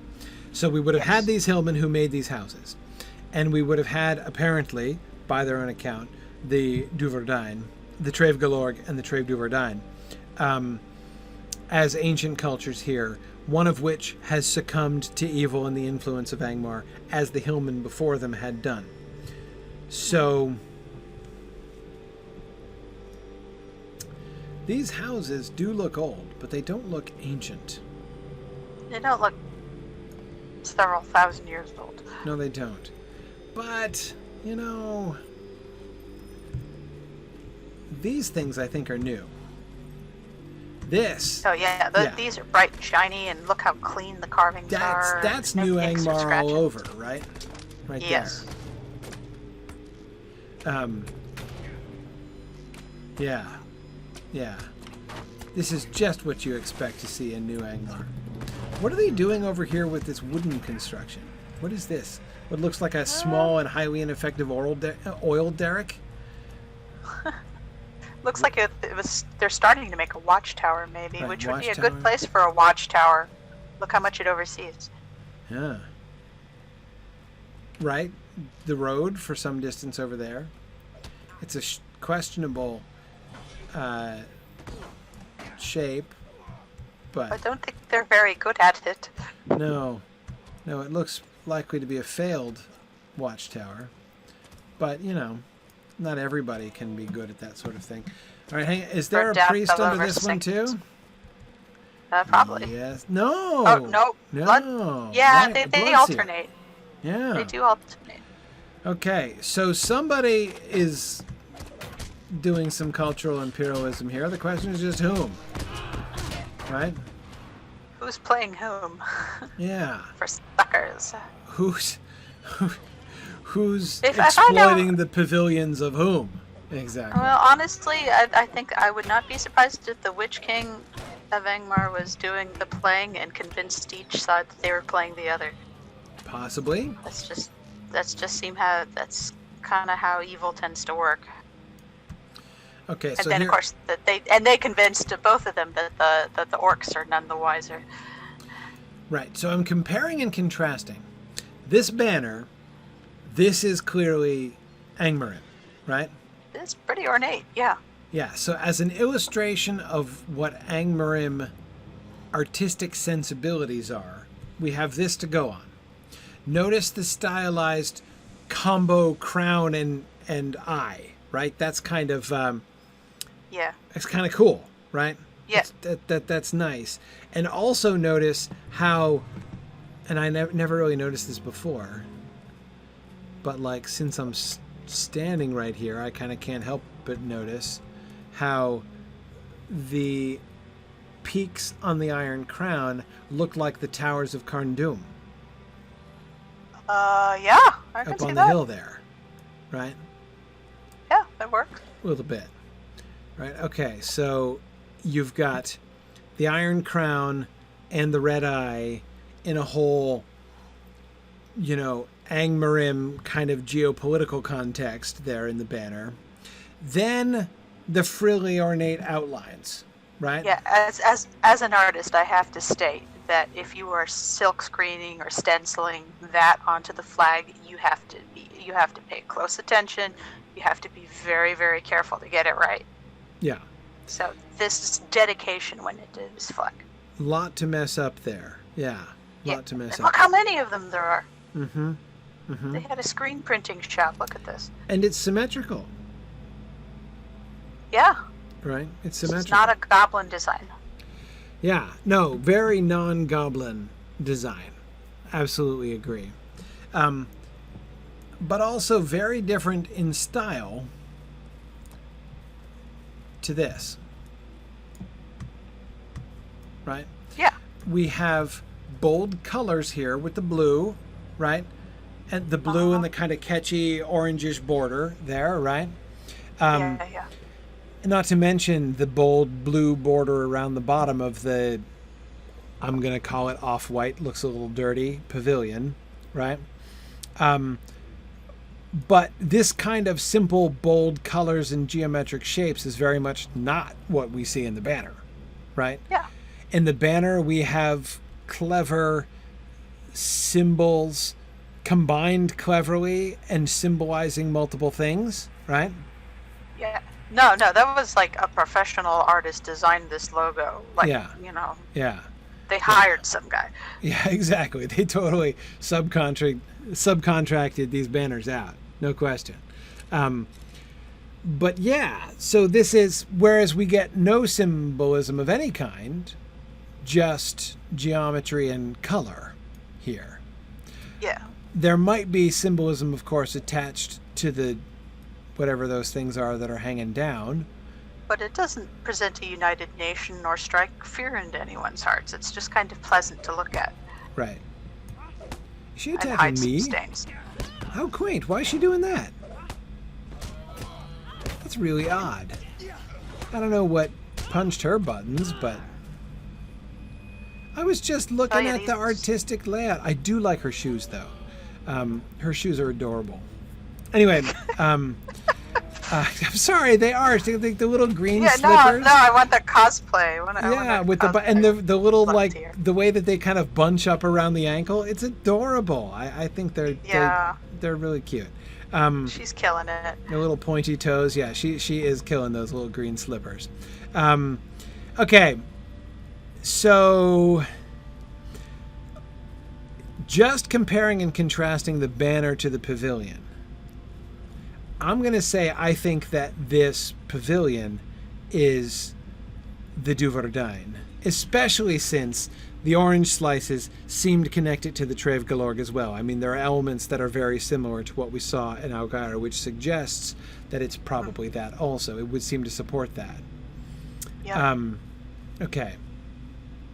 So it's a sign of their alliance that, so it's, don't call it cultural imperialism, call it solidarity, right? When the Angmar priestess across the street is using one of these pavilions to set up her natty Angmarim bloody altar in, right? Mm-hmm. Well, these are also mobile. I think something the Angmar didn't really count on is having mobile units. Right. Something that the Duvarden would be much more prepared for. Right. Yeah, maybe so. Well, let's keep looking. So we got the banners here still. So, okay, so the banners are from the Angmarim, and they're the ones who are guarding around here. Okay, and then here's one of the Treve, one of the Duvardain. Okay, all right. We're still looking. We got banners. Now we've got a little bus shelter. Right? Oh yeah, it looks like there's solar panels or something on it. Yeah. Yeah. Okay, so here we have one of their shrines with the blue flames and all, built under a wooden lean-to. Right? Big gap in it. Yeah, not real well constructed. Doesn't look quite orcish. Too few skulls. Oh, this was a lady priest too. Yeah. Iron Crown priestess. Yeah. Wonder if the ladies get the lean-tos. No. There was a lady in the pavilion across the street too. Okay, where are we here? Okay, so to the left is down towards Imlad Balharth, and to the right. Let's go to the right. I want to see what we can see from over here. What do we continue to find? All right, there's another big ugly dude. More green ponds. Don't drink the green water. Okay, and now we do get another quaint little, slightly evil hamlet on the hill. It's the weather vanes, or the little iron spires on top. Oh, this is adorable. It has another adorable cargul in it, too. This guy flanked by trolls. Oh, this is... Yeah, no, this... For a gargoyle, he seems to have a pretty heavy guard. Like, you think he is really big and nasty and hard to beat. Right. Right, yeah, no, this is interesting. So... This looks like a compound. Like it was when it was constructed by the hillmen, none of whom seem to be here. Right? Yeah. You never thought of a cargo as being adorable? I mean, just look at his robe.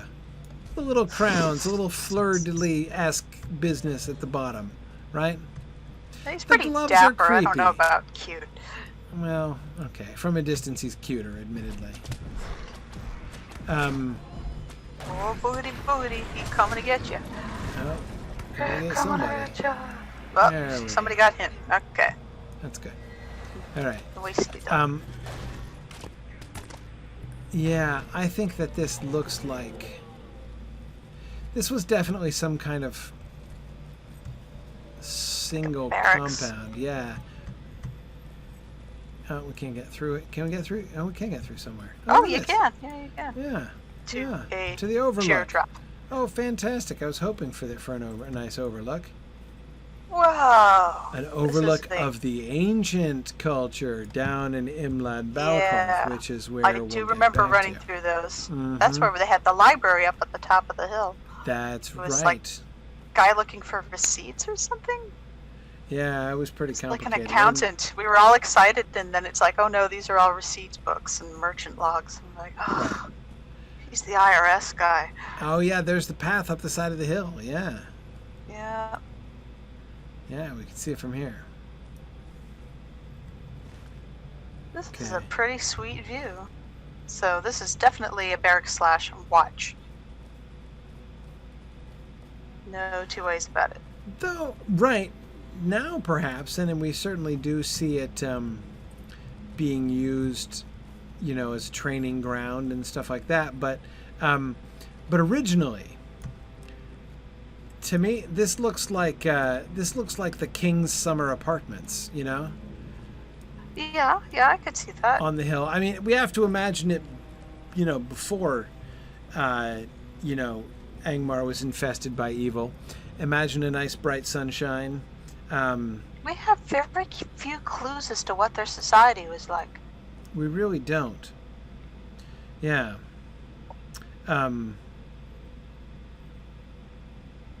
We don't know what kind of government they had, what their main source of income in this area is. Like, do you farm in land like this or something? Well, but I don't think it was always like. I mean, the sky tells you that it's been blighted, right? Yes, We've got that's some fair. definite desolation of evil happening here. So, I don't know. I mean, the valley down there looks like. I mean, those tombs were always there. I mean, at least they're certainly were long before these houses were. Yeah, that's old. But still, it Hoover might Dam have kind been a lovely valley, even with the tombs, right, back in the days. I wonder if it was covered with water like some of these other areas might have been. Right. Remember Yeah, how well, we Brandon, determined that some of these right, Brandon, had I think water that on they might have farmed slightly evil crops back in the day. Now, Like of course, kale. only kale. Exactly. It's all hairy and nasty. I hate kale. Yeah. Dude, that guy is shooting me too. That is so rude. Does he know who we are? I know. Thank you, Rithra. I appreciate that. Getting that guy off my back there.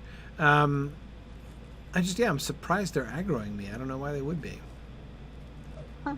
Anyway, yeah, so clearly there's not much farming going on. And again, as witnessed by the fact that all the farmers are gone, it's just, unless, you don't think, do you? You don't think that that's what the red shirts could be? Do you think the red shirts could be the descendants of the hillmen? Like I said, we have no indication of whether they and the high priest are the same one. I had that theory last week, actually, that they were rounding up young deluded hillmen and radicalizing them to be minions. Right, marksmen and whatever. So I do stand by that, because there's no way you could get this many guys in one call. A lot of just really young single men. Yeah. They gotta be like kidnapping him, stealing him, brainwashing him from other places. Presumably, the warriors and archers here. There he goes. I'm trying to see if that design at the back of at the nape of his neck there is pictorial, but I don't think it is. No, I think it's. But notice he's got a lot of little status symbols like what we've seen on the edge of the tent. Huh. There's a cargo. Oh, roller skating on it. Yeah. They always look like they're roller skating.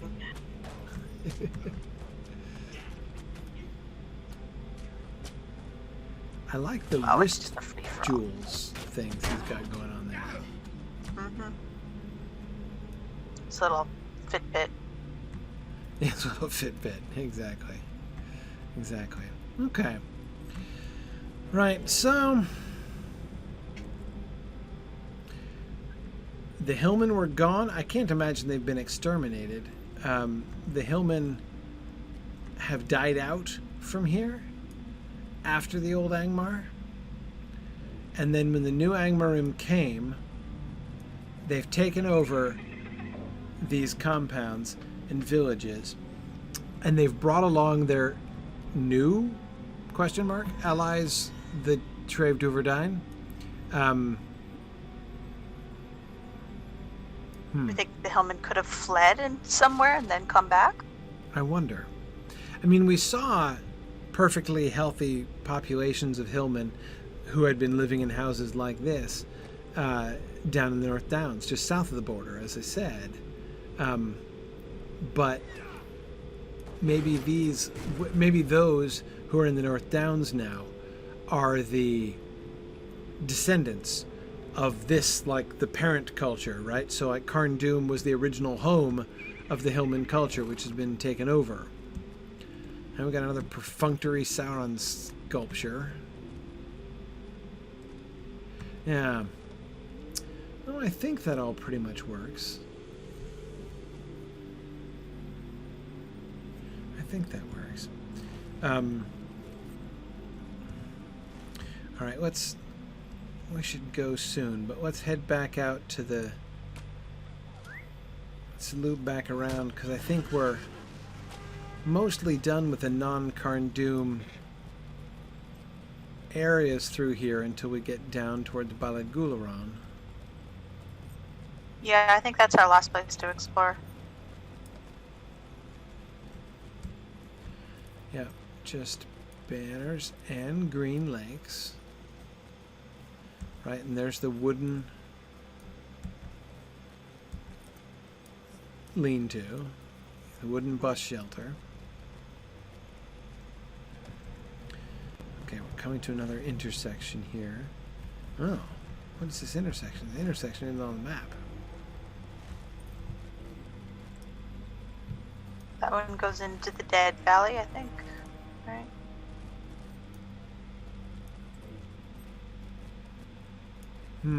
Maybe.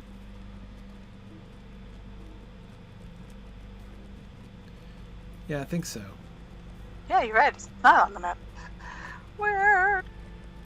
Yep, that's the Dead Valley, all right. Yep. And then we get past that and we can go to... When we get to the fork, we go to Balad Gularan. Right, okay. So no more villages.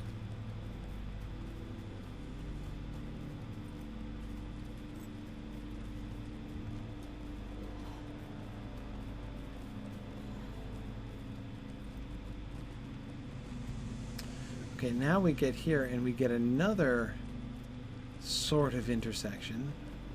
Oh, that's a fun little overpass.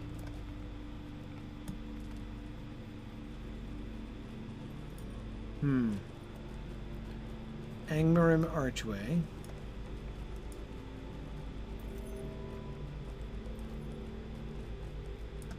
Leading to where? Where on earth are we? Okay, we just headed up randomly into the woods. Yeah, you kind of did. This is just going to we're be back with the Maravals. This is going to be an overview, right? Uh-huh. Oh, and this is the backside of the fishing village. Right. Yep. Okay. What is this gateway about then? Yeah, I've never seen the overhang before. Can we go up here? It's a little weird. Sorry, I'm going to go back to what appears to be the road, or what used to be the road. What looks like it was a road. Yeah, you can see it like... Yeah. Looks like part of a road, and then it collapsed, and then they built this archway, or maybe the archway was supposed to be used with the road, and then after the... I don't know. What was up here? Just maybe this it's one shoring up the stunted sides? tree?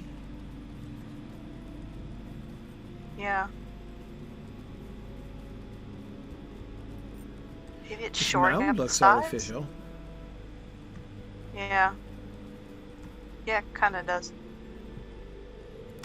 And another Angmar statue. Yeah, And no this way is the you first can one make we it saw, bigger. right? Yes, this was. This is the first one we came Yeah. to. Okay. Interesting. All right.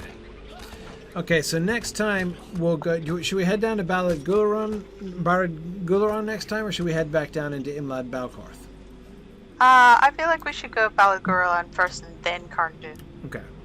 And give people time to get keys to Carndun. Right. Well, I think I want to do Carndum last.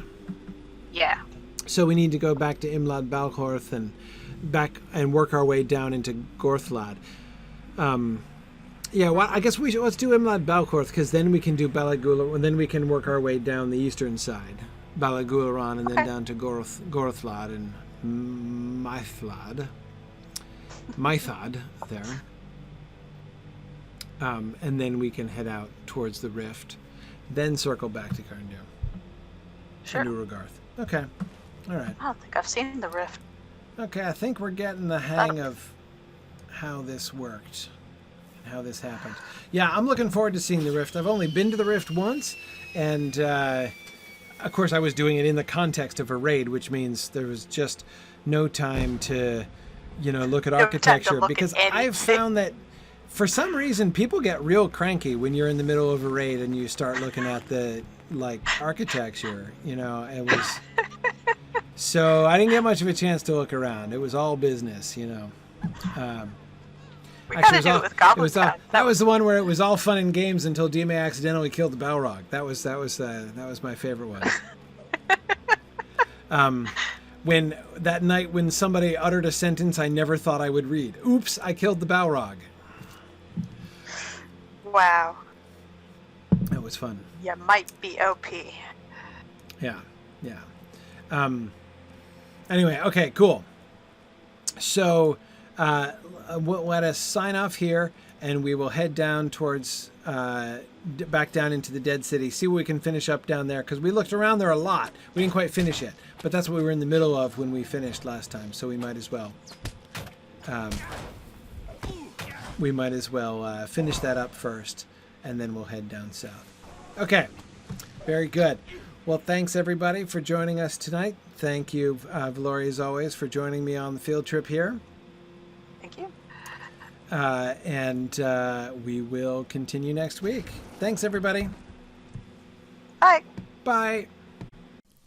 Thanks for joining me on this epic exploration of The Lord of the Rings and of Standing Stone's video adaptation of Tolkien's story. If you are having even half the fun I'm having on this journey, I hope you will consider supporting the project by donating at signumuniversity.org/fund.